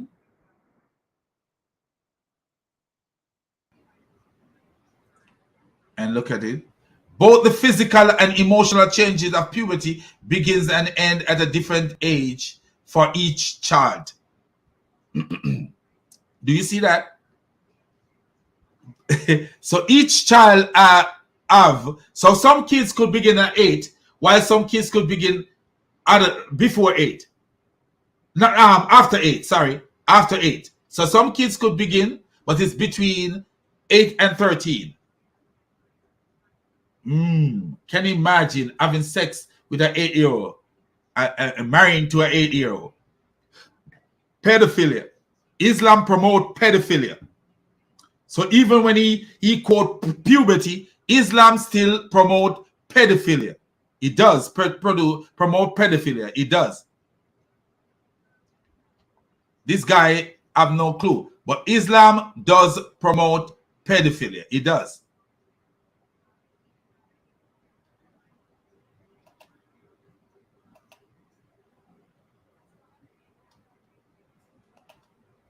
So let's look at SU.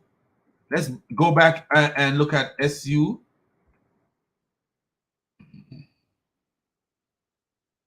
Let's look at this,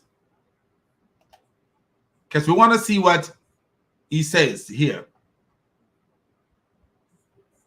We want to see what Ibn Abbas really say, because the guy is not quoting exactly what Ibn Abbas says, and we want to look into exactly what Ibn Abbas says for ourselves, because this is how we educate ourselves. But we see where Ibn Abbas confirmed that they were having sex, they were marrying to children without children who have no menstruation. You see that he confirmed that they were having sex they were marrying to children without menstruation, and Muhammad have sex with Aisha at 9 years old. Puberty begins at 8. So let's continue. Look what he says here. Then if you find them off, if you see that they possesses sound judgment, righteousness in religion, and a tendency to protect their wealth. Look at this. So if puberty begins at 8, this is exactly what I was saying. If puberty begins at 8, and Ibn Abbas is saying that till they reach the marriageable age, the age of puberty, and some girls can start their puberty at 8. What is this talking about? If you find of them, if they see that they can possess sound judgment, righteousness in religion, and a tendency to protect their wealth. So he's saying that you could marry to these kids at the age of puberty, but if you find they're going to continue under their guardian until they get to this point. Protection of wealth. Could Aisha protect wealth? No. Aisha could not protect wealth. What was said about Aisha? Let me show you guys again what was said about Aisha. And Aisha was married to Muhammad, and this was said about Aisha. And thank you guys for coming out listening to me. I appreciate you guys. God bless you all, my brothers and sisters. Look what was said about Aisha. Look. A girl like this, how can she protect wealth? Barrera said,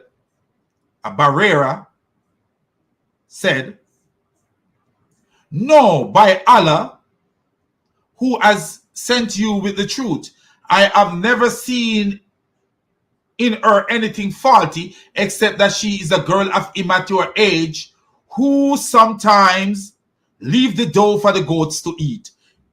How can she protect her wealth and anything when she can't even take care of her own? She leave the dough for the goats to eat. So she's making food and she leave the dough for the goat to eat. When I was a kid, I grew up on a little farm type, homestead type thing. You know, for most of my life, parents have animals and stuff. And we have chickens. We call them common fowl. Common fowl mean they are not anything special. They are just regular, everyday domestic chicken. That's what they, you know. And when my mom is cooking, my mom would call us. Like sometimes they have this wood fire that they make on the outside. In case you can make the wood fire in the kitchen. So the wood fire is made on the outside, and certain things she cook it on the wood fire on the outside. And she would call us and say, hey, come here, boy. And we would come and say, hey, what's up, mama? She'd be like, hey, I want you to watch the chicken while I do this. So you got to watch the chickens.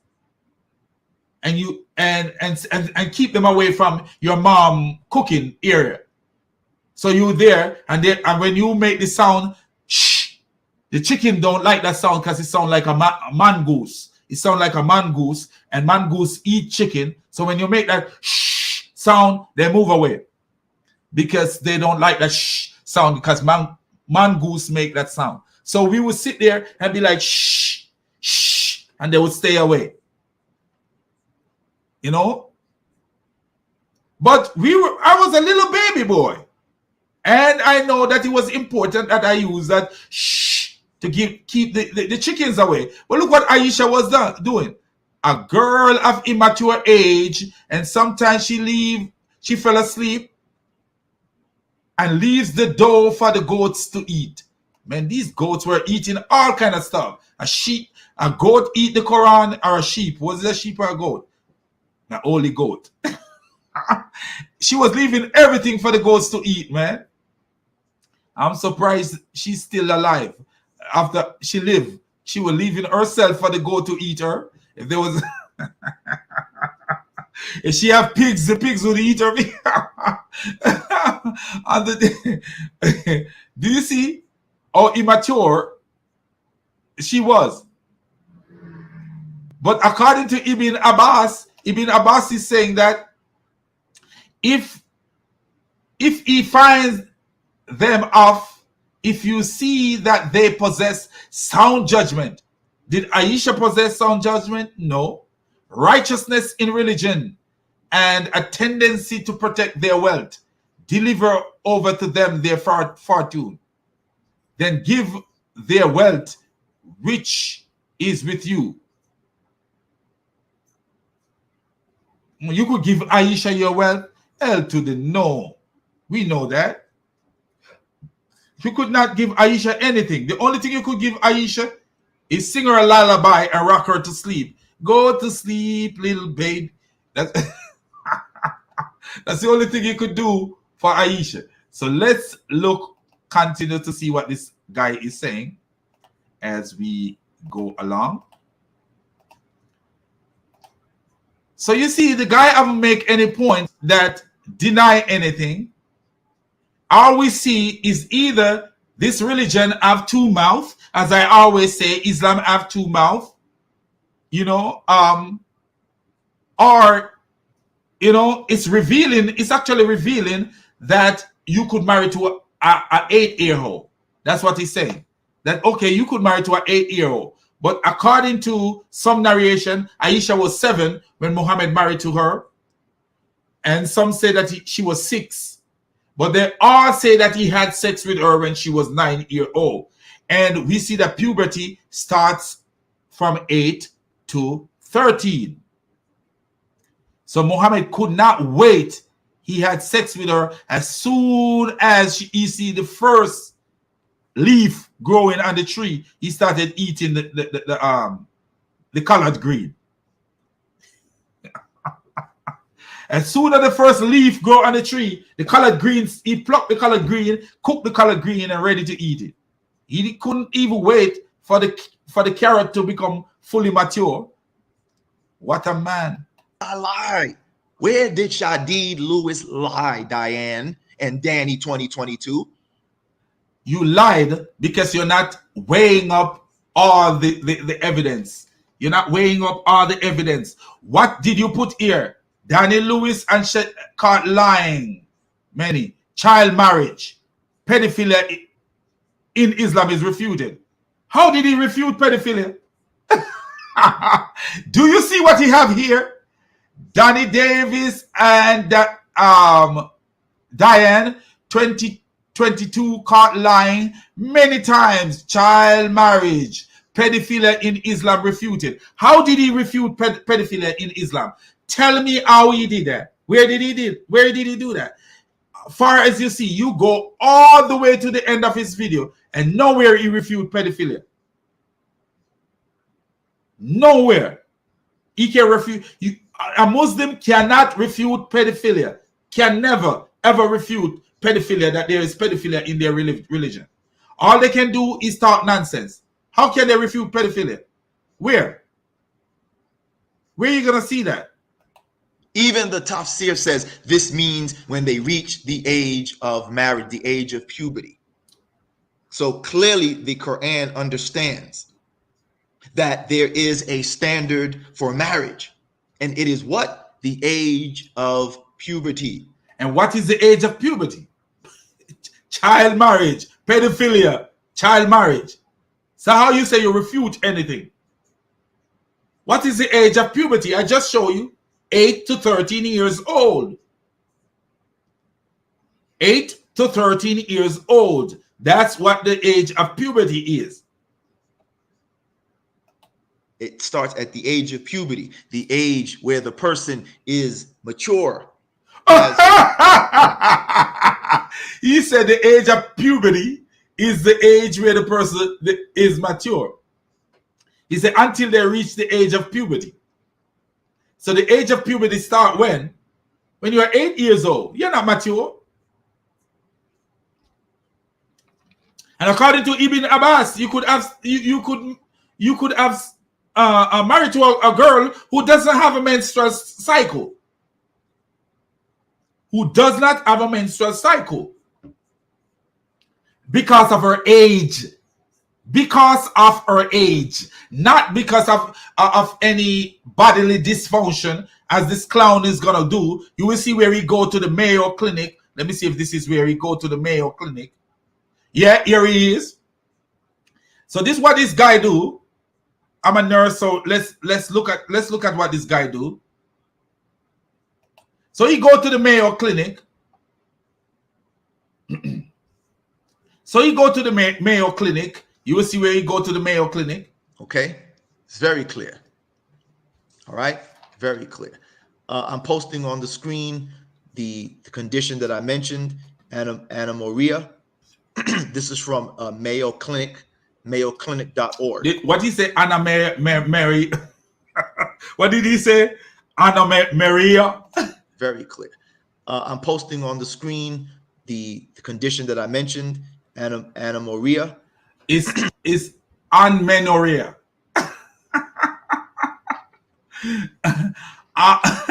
Amenorrhea. Amenorrhea. Amenorrhea. Now, Anna Maria, what is it?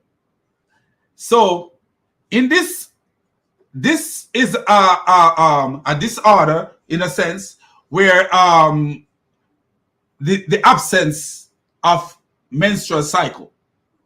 But this is not what the Quran verse is talking about. This is not what 65 verse 4 is talking about.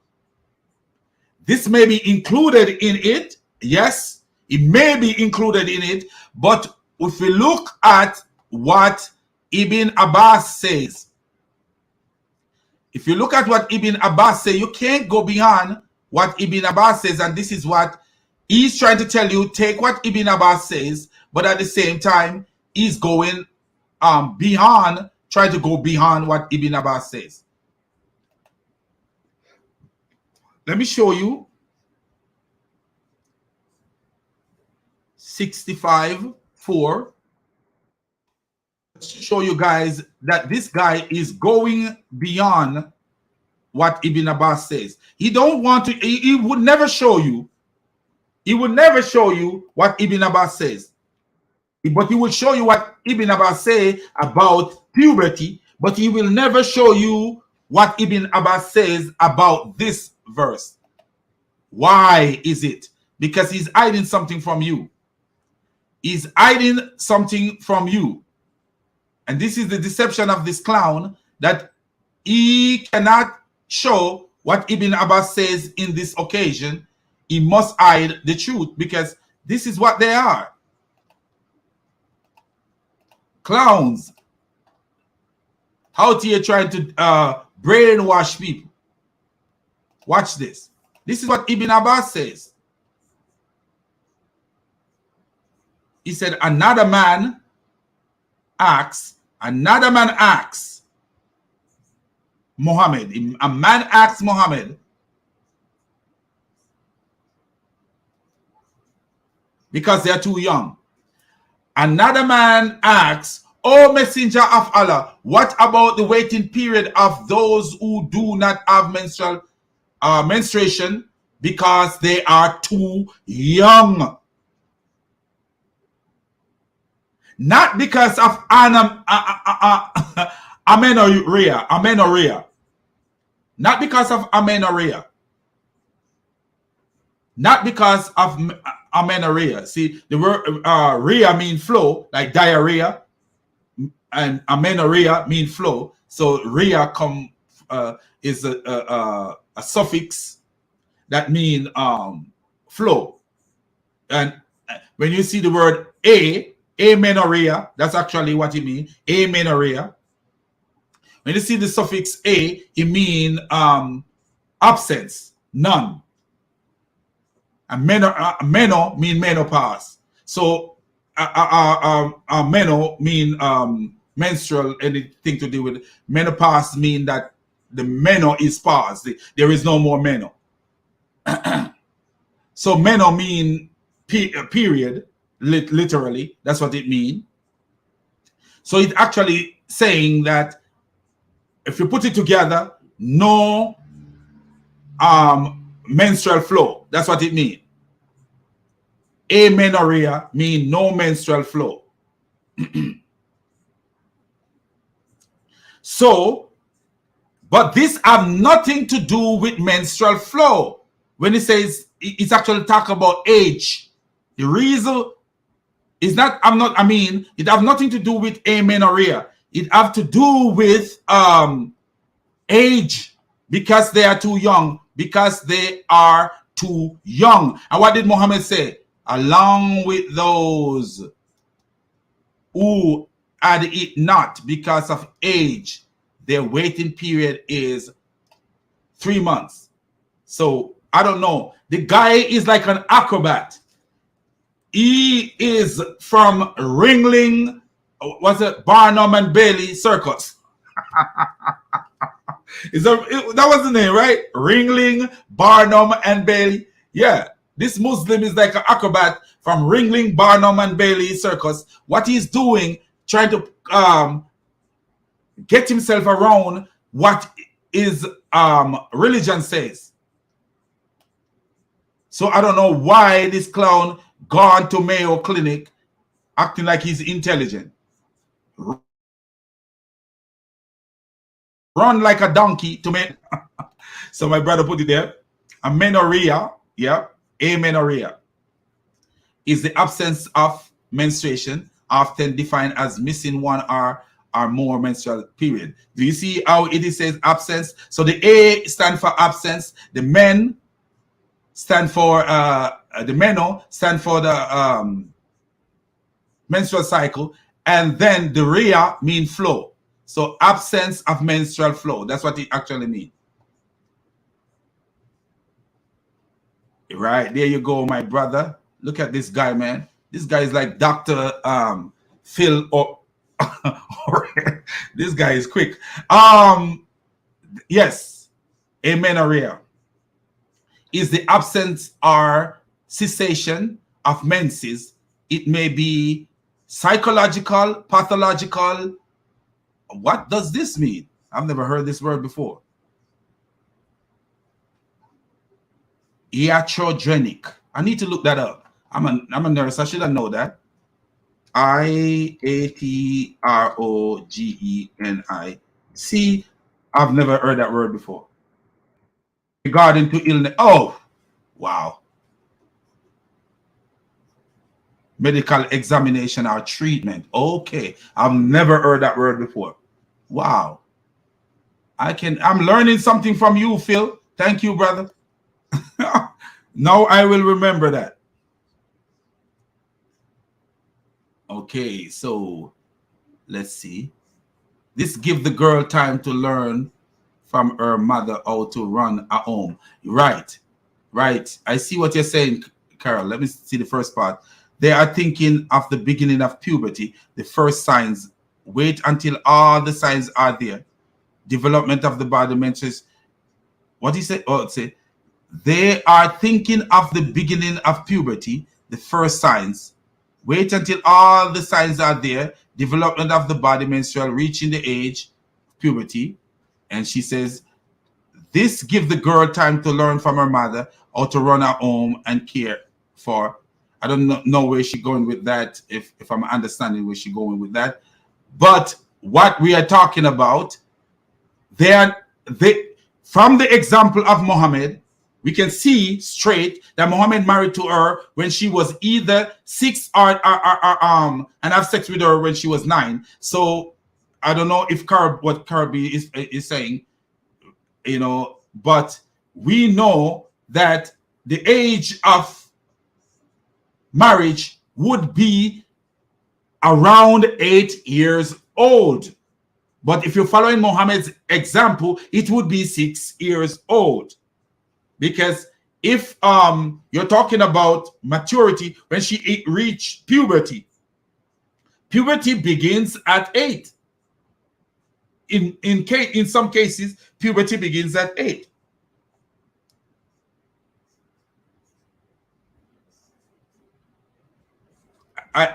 You said, I mean, you have to let puberty run its course to full maturity.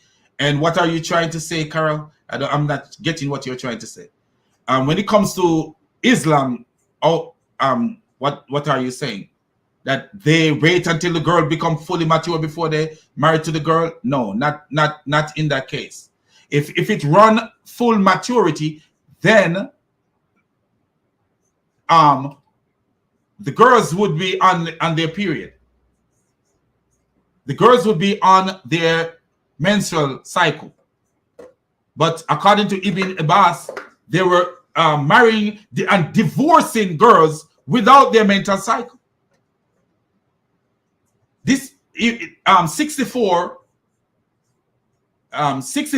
verse, Islam wants to marry at the first sign. Oh, I see what is right. Yeah, I see what you're saying. Yes, the first sign of maturity, that's when the first sign of maturity, when a girl begin to mature, that's when they want to marry to these girls.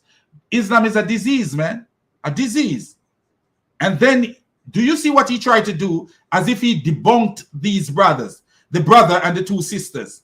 But I didn't know we got some warrior girls, some warrior ladies on what they call that, Clubhouse. Man, I need to visit Clubhouse some more to tune in and listen, because I love see when women handle these Islamic donkeys, man. When I say Dawa donkeys, that's what I meant to say. When Islam cannot wait. Islam is Muhammad. Muhammad saw a woman going down the street. Muhammad could not control his sexual desire. And guess what? He even couldn't even wait until he go home. He run home to have sex with the wife he stole from his adopted son. This is the danger of this religion, man. The inability to control themselves. The inability to control themselves. They have no ability. If the prophet have no ability to control himself, what do you think these people can do? They cannot control themselves. They cannot control themselves. All this nonsense about. And so let's look. So he went to the Mayo Clinic and he go to all this stuff. He went to this stuff for a long period of time, talking about amenorrhea, and believe he debunked. So let's look at some other things that he talked about, and then we finish this up. So he talked about Ibn Taymiyyah. I think You're done. You're finished. But let's read further. He said, you're done. You're finished. Do you see anybody finish? Do you see anybody finish at all? What is it say down here? Child marriage, pedophilia in Islam refuted. Have he refuted anything so far, as you see I'm showing here? No, he have not refuted anything whatsoever. And then look at Tafsir. Let's look at Tafsir al-Jalalain, and we show you something. Let's look. Remember he mentioned Tafsir al-Jalalain, and let's look at Tafsir al-Jalalain for a minute. Let's look at that. Because since he mentioned that it's good that we look at Tafsir al-Jalalain concerning the other verse, Surah 65 verse 4. Let's look at that. What Jalalain says. Let's look at that. So that was Ibn Abbas. This is Jalalain. Now let's look what Jalalain says, my friend. Because we don't play with Abduls no more. Because they won't wait until the girls mature. They come knocking at the father's door. Said, give me your daughter, I'm ready to slaughter. No more inner life, no more laughter. Mm-hmm. Look at this, what Al-Jalalain says. And as for those, and this is 65 verse 4, as for those of your women, notice what he say, women, and look who they call women. Remember Ibn Abbas up here? What Ibn Abbas say up here? Because they are too young. Menstruation because they are too young, and they call them women. How you gonna call a baby a woman? Man, I have a granddaughter. She is 13 years old. Man, I'll be like, girl, go sit your little baby self down. Like, we call her no woman. She mess around and be like, girl, go sit somewhere over there. You're a baby. So look, and as for those of your women who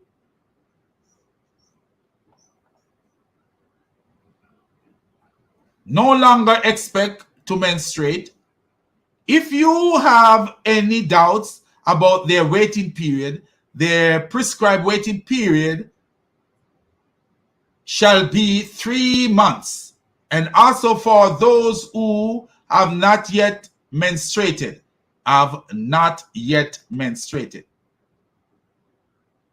Because of what?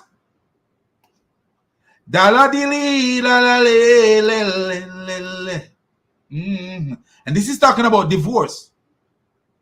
Because of their young age. The reason they did not menstruate is because of their young age. Their period shall also be 3 months. Both cases apply to other than those whose spouses have died. Do you see that? Whoa. Do you see?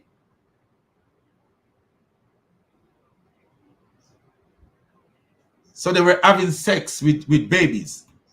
Little girls. Little girls. And he quoted Jalalain. So either he is telling us that his God have two mouths, two dangerous, wicked, viperous mouth, or he's telling us that Islam promote pedophilia. Which one you want to choose? Which one is this clown going to choose? Is he going to choose the fact that his God is a wicked shake you or Calypso? Oh man, I'm just trying, man. War, good rhyming. Hey, what's up, Shake? How are you, man? No goat is safe. No control, no goat is safe. Hence 1 month and the last the surah as payback for more dirty deed. So a goat take revenge, man. A goat. Say, only Islam is finished. They cannot change what is in their books. Can't. I don't know what's going on, man. I don't know what's going on. They try to change things that cannot be changed.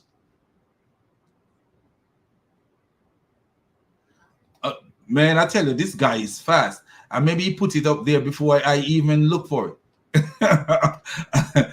He's good at this stuff, man. I'm so slow at this computer thing.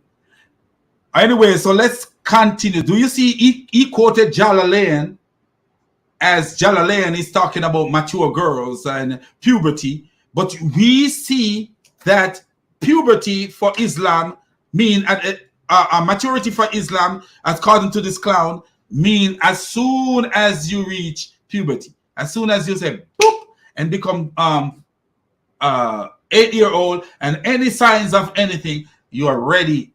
Wow, ain't it crazy, man? Mess up these little girls' life, destroy them. This is crazy.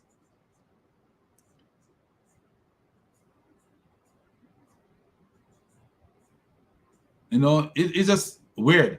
It's a weird religion, man. Weird. So let's get back to see what some of his clownery.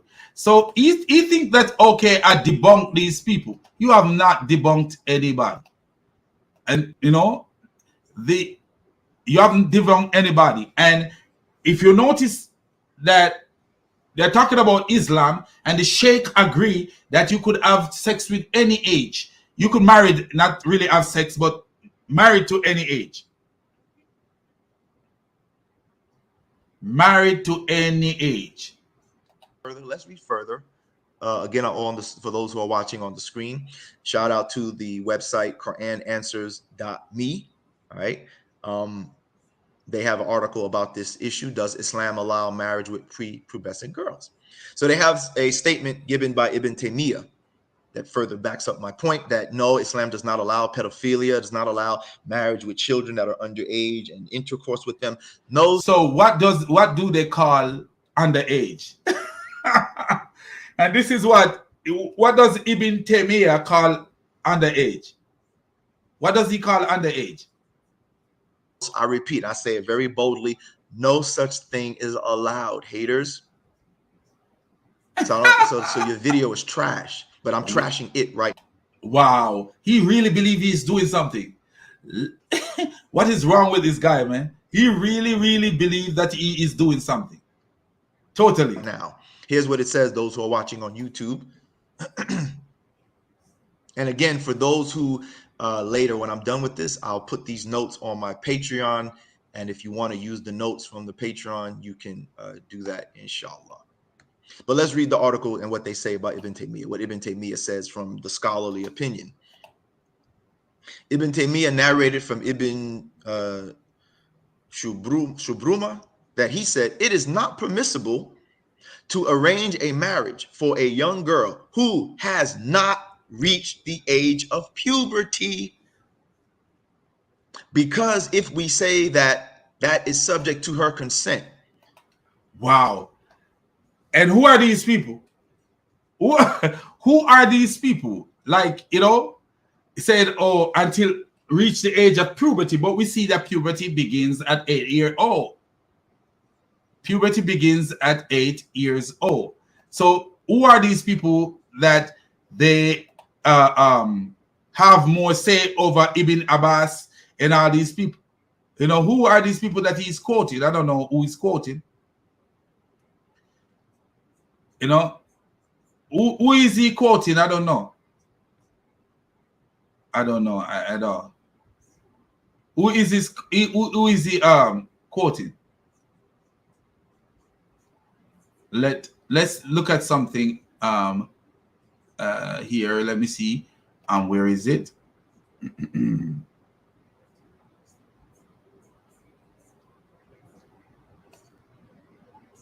Let me see. Let me see. I just put it there. I don't know why it didn't show up. But who are these people that he's quoting and say, okay, this doesn't mean this and this doesn't mean that? Who are they? And is there one side of Islam?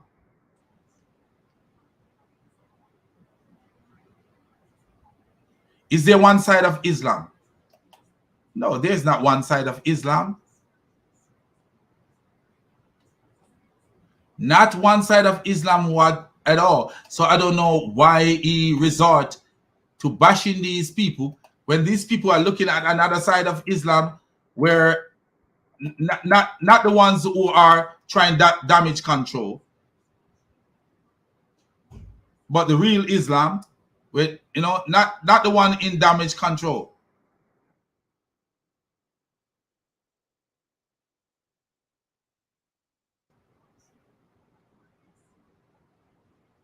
Okay.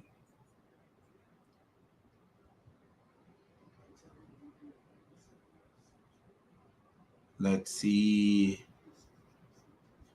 I don't know why this show up here, but okay.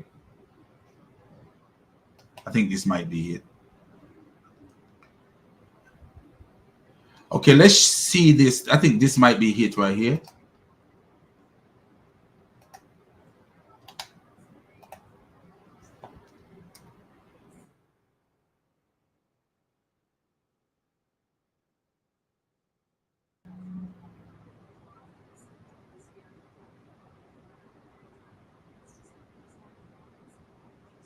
Okay, here we go. Look at this, my people. This is more damaging. This is more damaging. Here is more damage to the Abduls. Let me show you more damage to this guy. Because this guy have no sense whatsoever. He quote from Ibn Kathir. And we'll show you that all we can see is contradiction from the same people. Watch this. Ibn Kathir, watch this. The Ida, mean the period of wait of those in menopause and those who do not have menses. Notice it says those who do not have menses. So Allah the Exalted clarify the waiting period of a woman. Notice it says woman, of the woman. Wow. In menopause, so that's a woman. If you're in menopause, you're a woman. And that is the one whose menstruation had stopped due to older age. Her Ida is 3 months instead of 3 monthly cycles for those who menstruate, which is based upon the ayah in Surah Al-Baqarah, C2 228. The same for the young. Look at this. The same for the young who have not reached the years of menstruation. So the waiting period after divorce, they're talking about divorce and the waiting period. And what he says, the same for the young who has not reached the years of menstruation. Nothing to do with amenorrhea. Nothing to do with amenorrhea. But because they're too young and they haven't reached the age of menstruation. Do you see that? Serious. Serious, serious, serious. Very, very serious. And it's not looking good for this guy.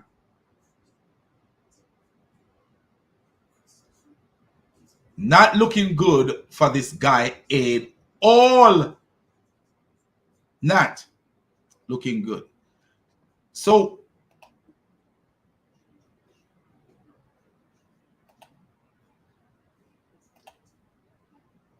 what we see here is that he's trying to sell something, but what he's selling is not working out for him.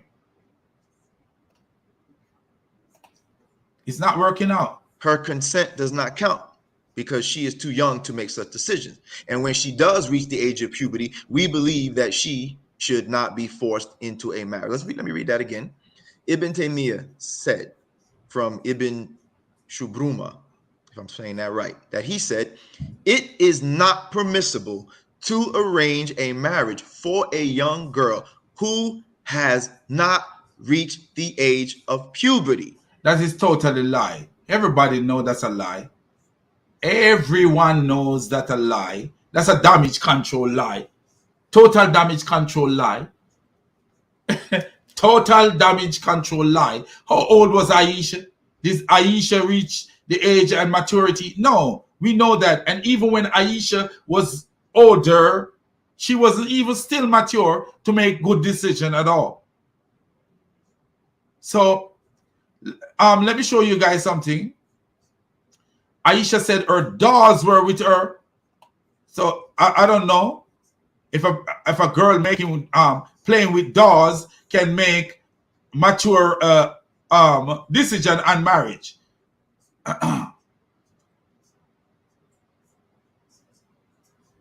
You know, I don't know.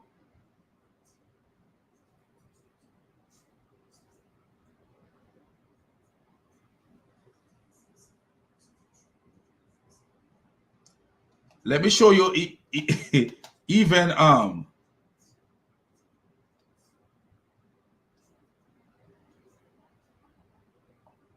let me show you something.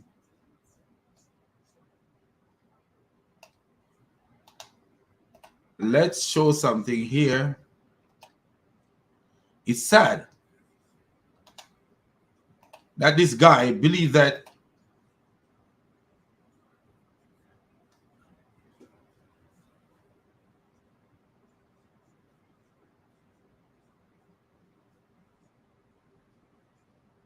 this guy really believes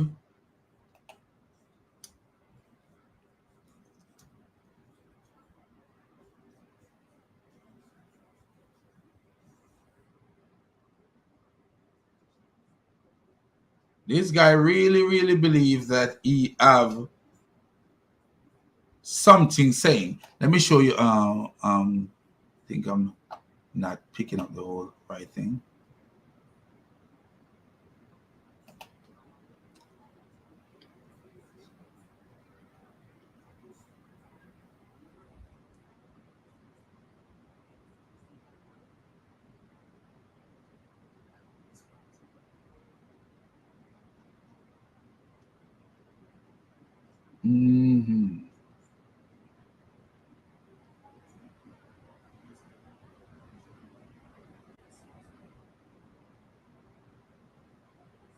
I want to find where am I find it? Where is it?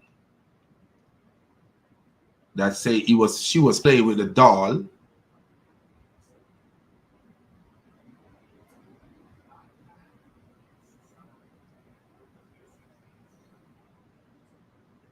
She was playing with a doll. I'm trying to find it, but I can't find it. Oh, my dolls, DOLLS were with me.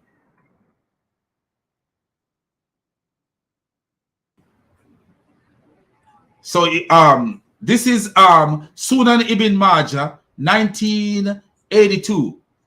It was narrated that Aisha said, I used to play with my dolls when I was with the Messenger of Allah, and he used to bring my friends to me to play with me.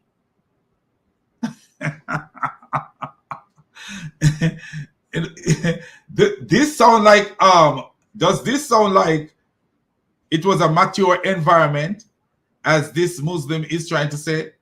No, it was not. You could lie to yourself as much as you want to lie to yourself, and listen to people who are shameful of Islam as much as you want to. The reality is the reality. Aisha said she used to play with her dolls when she was with Muhammad, and he used to bring my friends to play with me. Sai, Sunan Ibn Majah, 1982. 82. So I don't know. Here it is. I used to play with dolls in the presence of the prophet. My girlfriends also used to play with me. So it was children.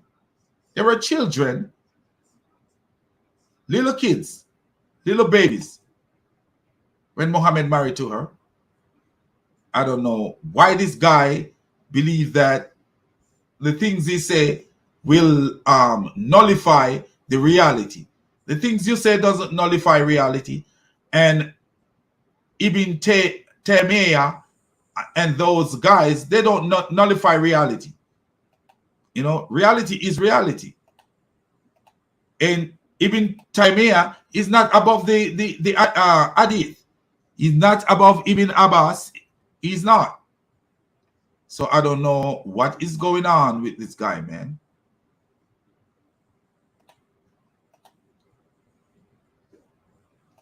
Because if we say that this is subject to her consent does not count, i.e., because she would be too young to make the decision.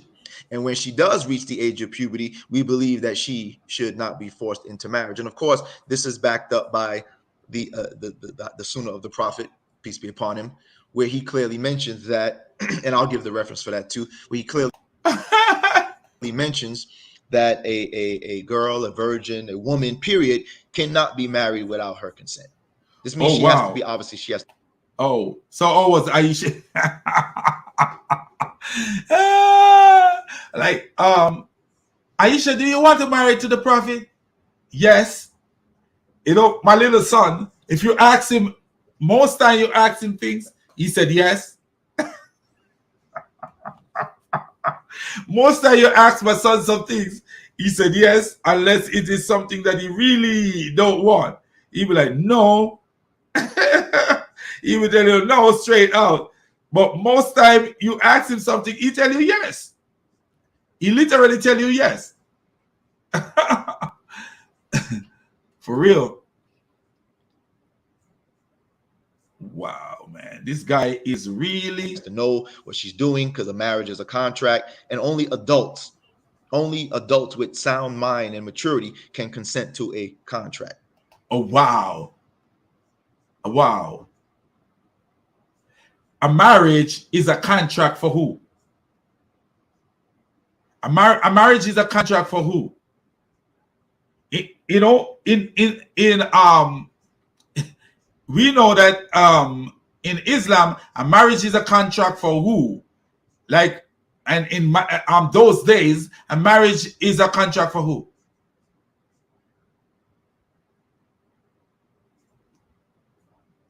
Who is the marriage a contract for?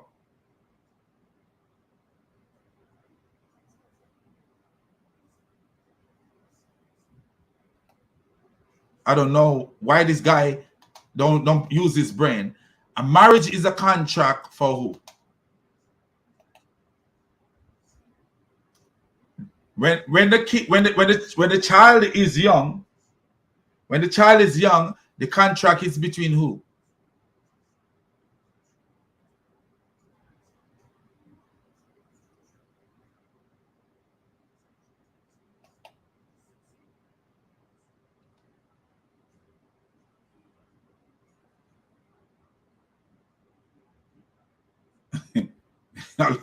I wonder which side is this.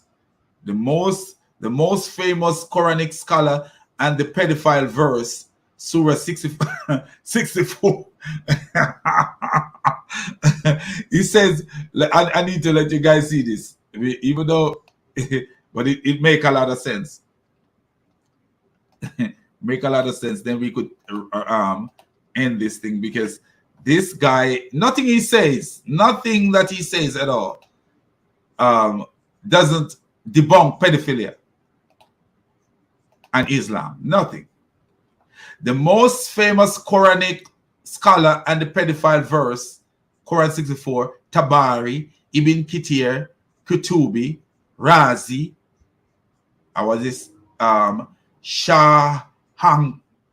Shakani, and 24 others.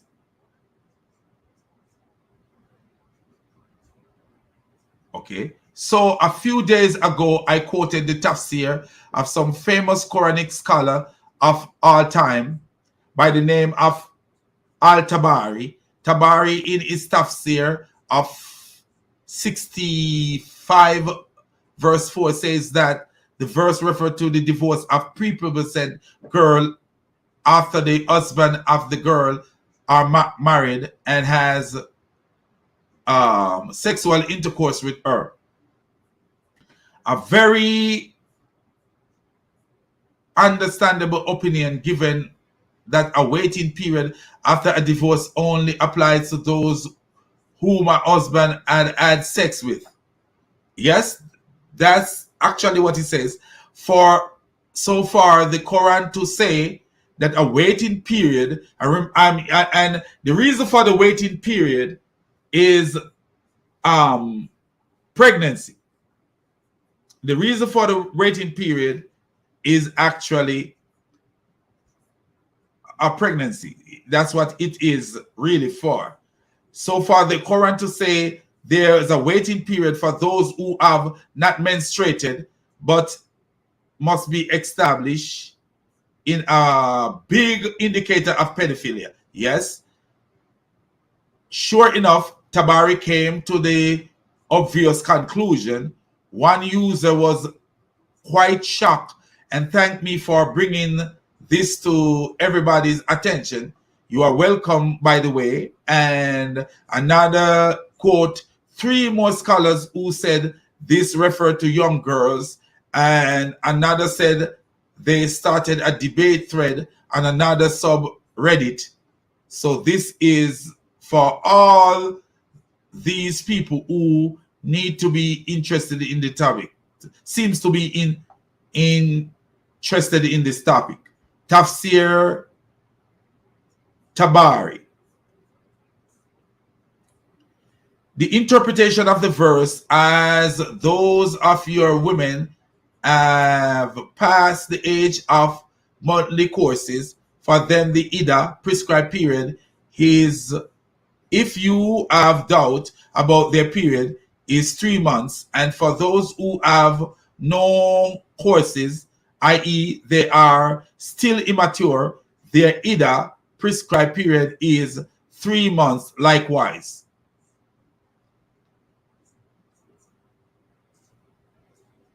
Ibn Kathir, we see all this. I will look through this before. We already looked through this. Now look at Tafsir Razi. And those who have not menstruated yet, a man stood and asked, "O messenger," do you notice he said the same thing that Ibn Abbas said? "O messenger of Allah, what is the period either for the young girl who have not yet menstruated?" Then Allah revealed, and those who have not menstruated yet, meaning that her Ida is like the old age who reach her menopause. Tafsir Zamak Sari, those who have not menstruated are young girls. Tafsir Al-Shakani, those who have not menstruated yet are young girls who have not reached the age of menstruation. Tafsir Kotobi, and those who have not menstruated yet means the young girls, their Ida is 3 months. Tafsir Bedawi, and those who have not menstruated yet, meaning those who have not menstruated yet. Wow, that was just blunt. Those who have not menstruated yet mean those who have not menstruated yet. That's straight. And we already read Jalalain. Tafsir Mujahid Ibn Jabbar. If you have doubt, means if you do not know whether she menstruates or not. Those who do not longer menstruate, and those who have not yet menstruated, their Ida is 3 months. And we know what Ibn Abbas say about the same thing, O Messenger of Allah, because they are too young and all that stuff. We see that. Sahih, look at Sahih, from Sahih Bukhari. A man giving his young children in marriage by the words of Allah. See, a man giving his young. Remember, the guy says that you cannot marry.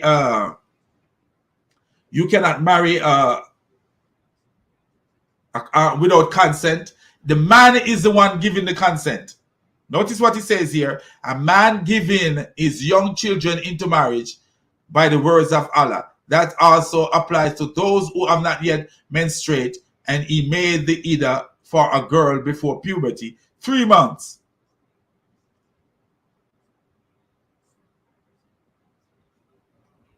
Do you see that?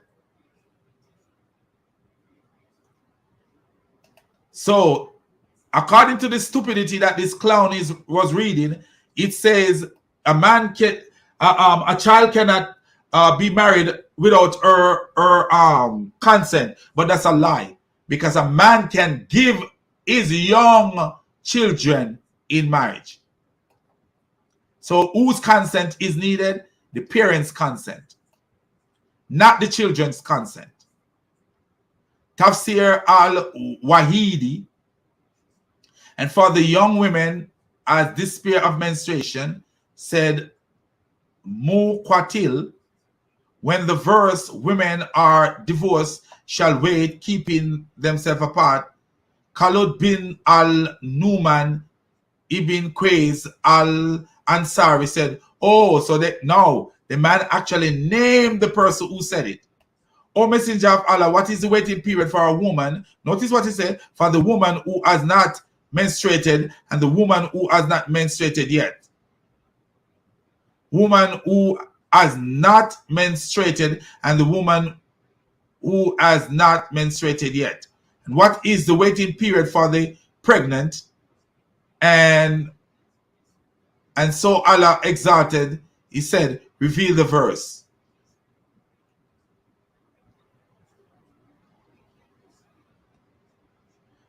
When Amir Bil Salim said, when the waiting period for the divorce and the widow woman are mentioned in Surah Bakari, Ubay ibn Ka'b said, O Messenger of Allah, some women of Medina are saying there are other women who have not been mentioned. He said, and who are they? He said, those who are too young, such as they have not started menstruating yet. So do you see who they were calling women? Children. Those who are too old and those who are pregnant. Do you see that? We don't need to go no further. We see clearly from Islamic sources that men could give away their children in marriage. So I don't know why this guy is going to read something that says that the girls have to give consent. That's a lie. The man give away his daughter and the girls don't have to consent to nothing. The girls don't have to consent to nothing at all because a man is giving away his daughter in marriage. And I think at my brother Sam Shamon page, I have seen something, you know, he gave the resources. I look at them. Let me show you what brother Sam have up here, just to read to some of his stuff that he have. The guy is a stream of knowledge by God Almighty. So let's show what he have. So what he have here, classical interpretation of Surah 65 verse 4, Sahih al-Bukhari, and this is straight from Sahih al-Bukhari. You could tell that.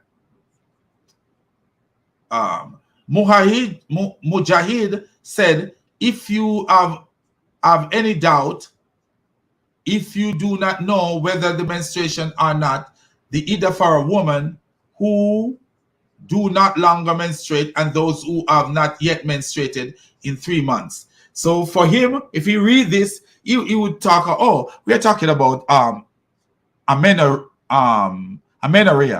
But no, that's not what this is talking about. Let's see. Sahih al-Bukhari, Tafsir English translation by Aisha Bewley. A man giving his young children in marriage.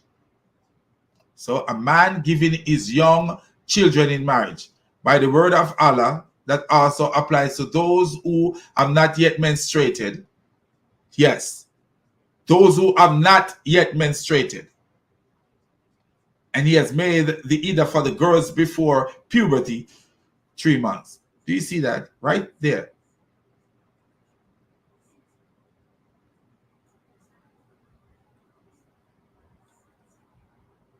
And they quote Aisha in Bukhari, quoting Aisha,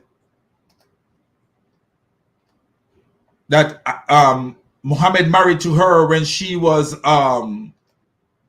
6 years old and have sex with her when she was 9 years old.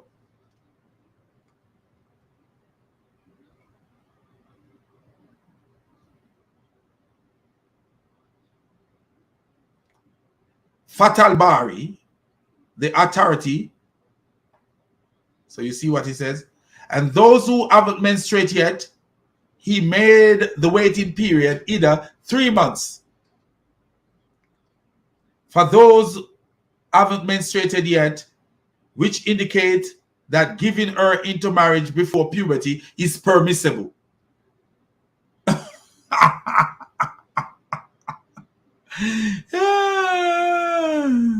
Do you see that? Just look at it. Ain't nobody lying. Nobody lying at all. No one lying. So my people, I want to say peace out, man, and God bless you all, man. Thank you guys for coming out and listening to me. And let me read some comments, and then we'll get out of here and run away. You know, Peter Apologetics, I will look at your channel today. I will. I think you have a channel, and I should look at your channel. I don't remember if I subscribe to your channel at all. I need to, you know, we need to support each other. And Phil, I need to look at your website, and I will. I don't know if you have a channel, but I will look at your website. And God bless you all, man. And thank you so much. You guys have been great, man. And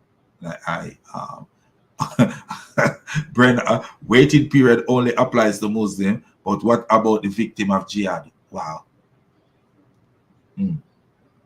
I think they have some form of waiting period too, I think, if I remember correctly. I think so. They have some form of waiting period, you know, but I don't think it's a long, I don't know how it goes. No excuse for pedophilia. Yeah, so Phil, I'm gonna check out your website because you know, you seems knowledgeable and quick. So let me check out. I'm gonna check out your website tonight at work. I gotta get some sleep when I finish here. A shower and get some sleep. But I will check out your website tonight at work. I'm sure I will. This is your website. Okay. Let me copy it and see what I can do. Oh, I'm gonna copy it here. So this is your website. Okay. Yeah, I put it there. I could find it from there easily. I'll check it out, and I might use it. You know, you're knowledgeable, so I'll use your website. You know, you get to things real fast and you know what you're talking about. So that's good to have brothers like you and Sam Shamon around. You know, God bless you, brother. And so let's see. Hard to believe that Mo Crunchy your trip. Hard to believe that Mo babysat like look like the Peter and his pick our children. Look like, and you know that Aisha was not the only child that Muhammad wanted to molest. There was another child that Muhammad actually says, I bet Phil find that. I'm gonna show you. Look how quick Phil Muhammad said, when you reach to the age, if I'm still around or something, if I'm still alive, I'm gonna marry you. Something like that. He said to this little baby, a baby, like a little beanie baby. Can you imagine that? I look at a baby. I'm 48 years old. I look like older because of all this gray beard and stuff like that, because I have gray beard since I was very, very young. But I'm 48 years old. And if I look at a girl, a little baby girl, can you imagine when people show me their kids, like, you know, people always, Earl, this is my daughter. John, this is my daughter. James, this is my daughter. Somebody say, hey, this is my daughter. You know, and what you do? You know, when they say, hey, this is my daughter, what do? You go to the daughter and you say, hey, nice little girl. And you'll be like, you know, look at her eyes. Look at her. Oh, she's so chubby. That's what you always say.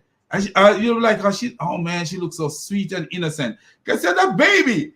Can you imagine? You said to the mother, if you were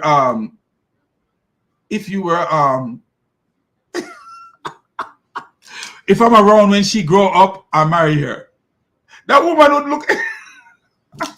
That woman would look at you and like, what the hell is wrong with you? What is wrong with you? Thank you, my brother Isaac Elijah. Thank you so much. You know, but Muhammad go to the little baby and said to the baby, look, I'm telling you, he have it right here. Watch.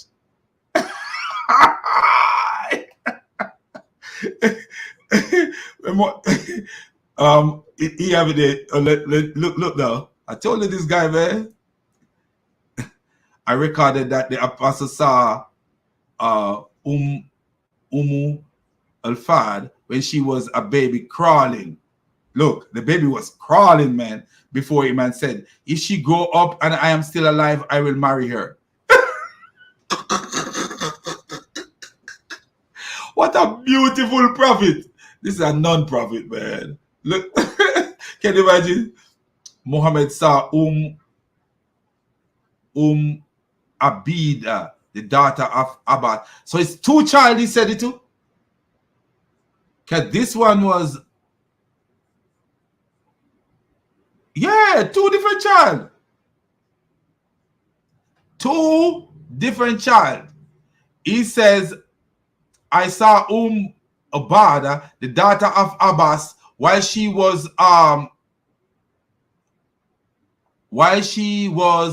Fatim, age of nursing. Wow. So this is even worse. This one, she was crawling around, which still she's nursing, but this one looked like it's worse. She might be a little tot. A little tot. And look what he says. If she grow up while I am alive and still alive, I will marry her.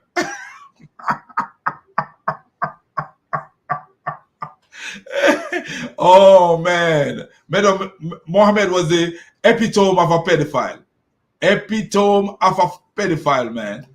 Full-blown pedophile. You could not cure him. He gone. He was a full-blown pedophile. And because who look at a baby and think about marriage? Now, who look at a little girl and think about marriage? And who look at nobody? Don't. You don't even look at a 14-year-old and think about marriage. Muhammad was looking at.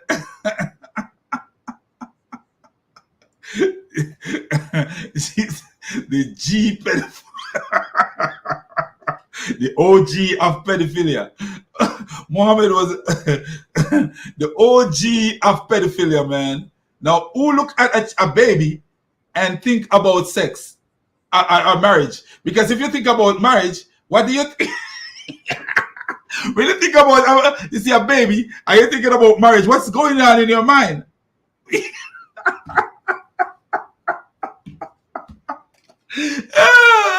What attracts you to the baby? That you? Oh man. Oh boy. What a beautiful, beautiful prophet. Such a non-prophet. Yeah. Man. Once in a lifetime, man. You don't sell people like Muhammad at Amazon. Amazon don't sell prophets like Muhammad. Once in a lifetime.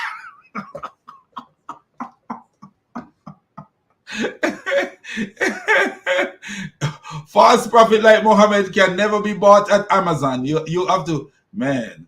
He's once in a lifetime. If you were supposed to, if Muhammad was a car, and you were supposed to buy Muhammad, man, you could buy him. If an old-fashioned car from back in the days, you he's a once in a lifetime pedophile. You could not buy that clown, man. I'm telling you. They don't sell that clown so easy. What she says, he wasn't thinking about marriage. Niqab is sexual intercourse. Is that what he actually said? Niqab? Nikah? Nikah? Nikah? Is that what Nikah? Nikah? Yeah, not niqab. Nikah. Oh, wow. I think I heard Christian Prince say that's what it means. Can you imagine that? Wow, what a beautiful, beautiful.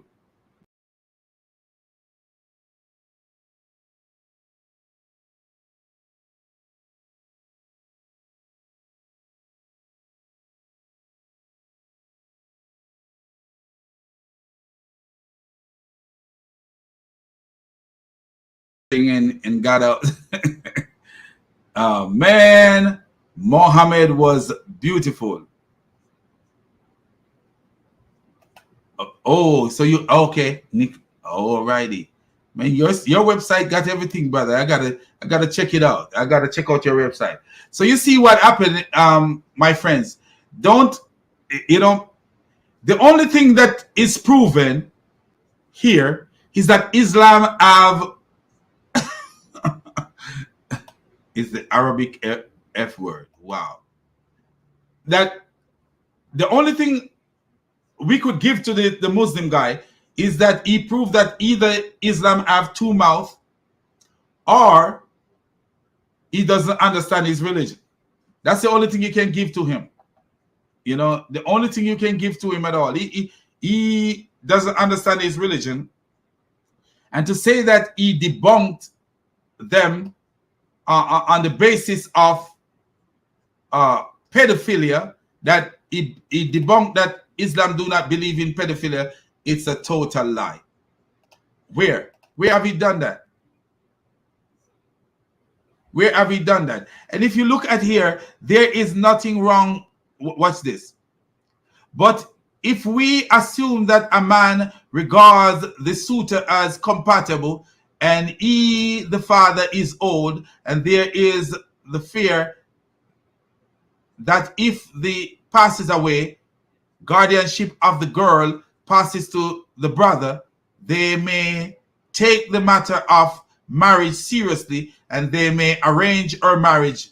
Do you see this deception? So according to him, what he's reading from this website, it is saying that if the father fear that he will pass away before the girl reach maturity, then he will arrange the marriage. Come on, man. According to their whims and desire, not according to what is in her best interest. And that's how marriage were. They used to marry their daughter according to their desire. A matter of fact, I read somewhere last night that they were marrying their daughters from the days of pre-Islam, and Muhammad did not change it. He didn't change it. He didn't change it.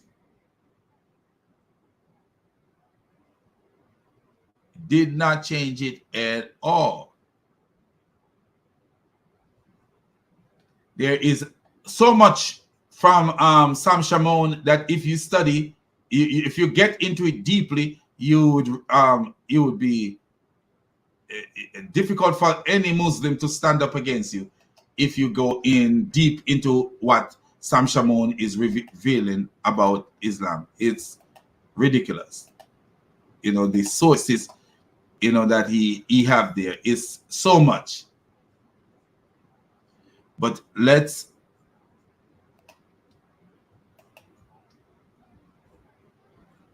so he was all over the place. He went to another site here. His child marriage allowed in the Quran, you know, and and he would, you know, he was just all over the place, undermining Ibn Abbas, Ibn Kathir, and all these people, undermining. And what do you call a child? Anyway, my people, I want to say peace out. God bless you. And all I can say to you, man, is stay far away from Islam. Islam is the religion of nonsense, and you just got to stay away from it. And I want to say all praises to the triune God, the God who is above all gods, the God who gives us wisdom to decipher things and to make sense of sensible things and to make nonsense of things that are nonsense. And as far as I am concerned, Islam is nothing but pure nonsense. And my advice to you, as always, when you go out there, keep it 100% Jesus. Whatever you do in your life, make sure that you keep it Jesus. Whether you live or die, remember to keep it Jesus. Because if you die, you will be safe. And when I say keep it Jesus, I mean to live according to Jesus's law and regulation, and to keep in your mind that Jesus died for your sins, and that Jesus is your Lord and Savior, and you will be safe. You will be safe. So God bless you, and keep safe out there. Until I see you tomorrow, if it is God's will, I'll see you tomorrow. So peace out, my brothers and sisters, and 100% love.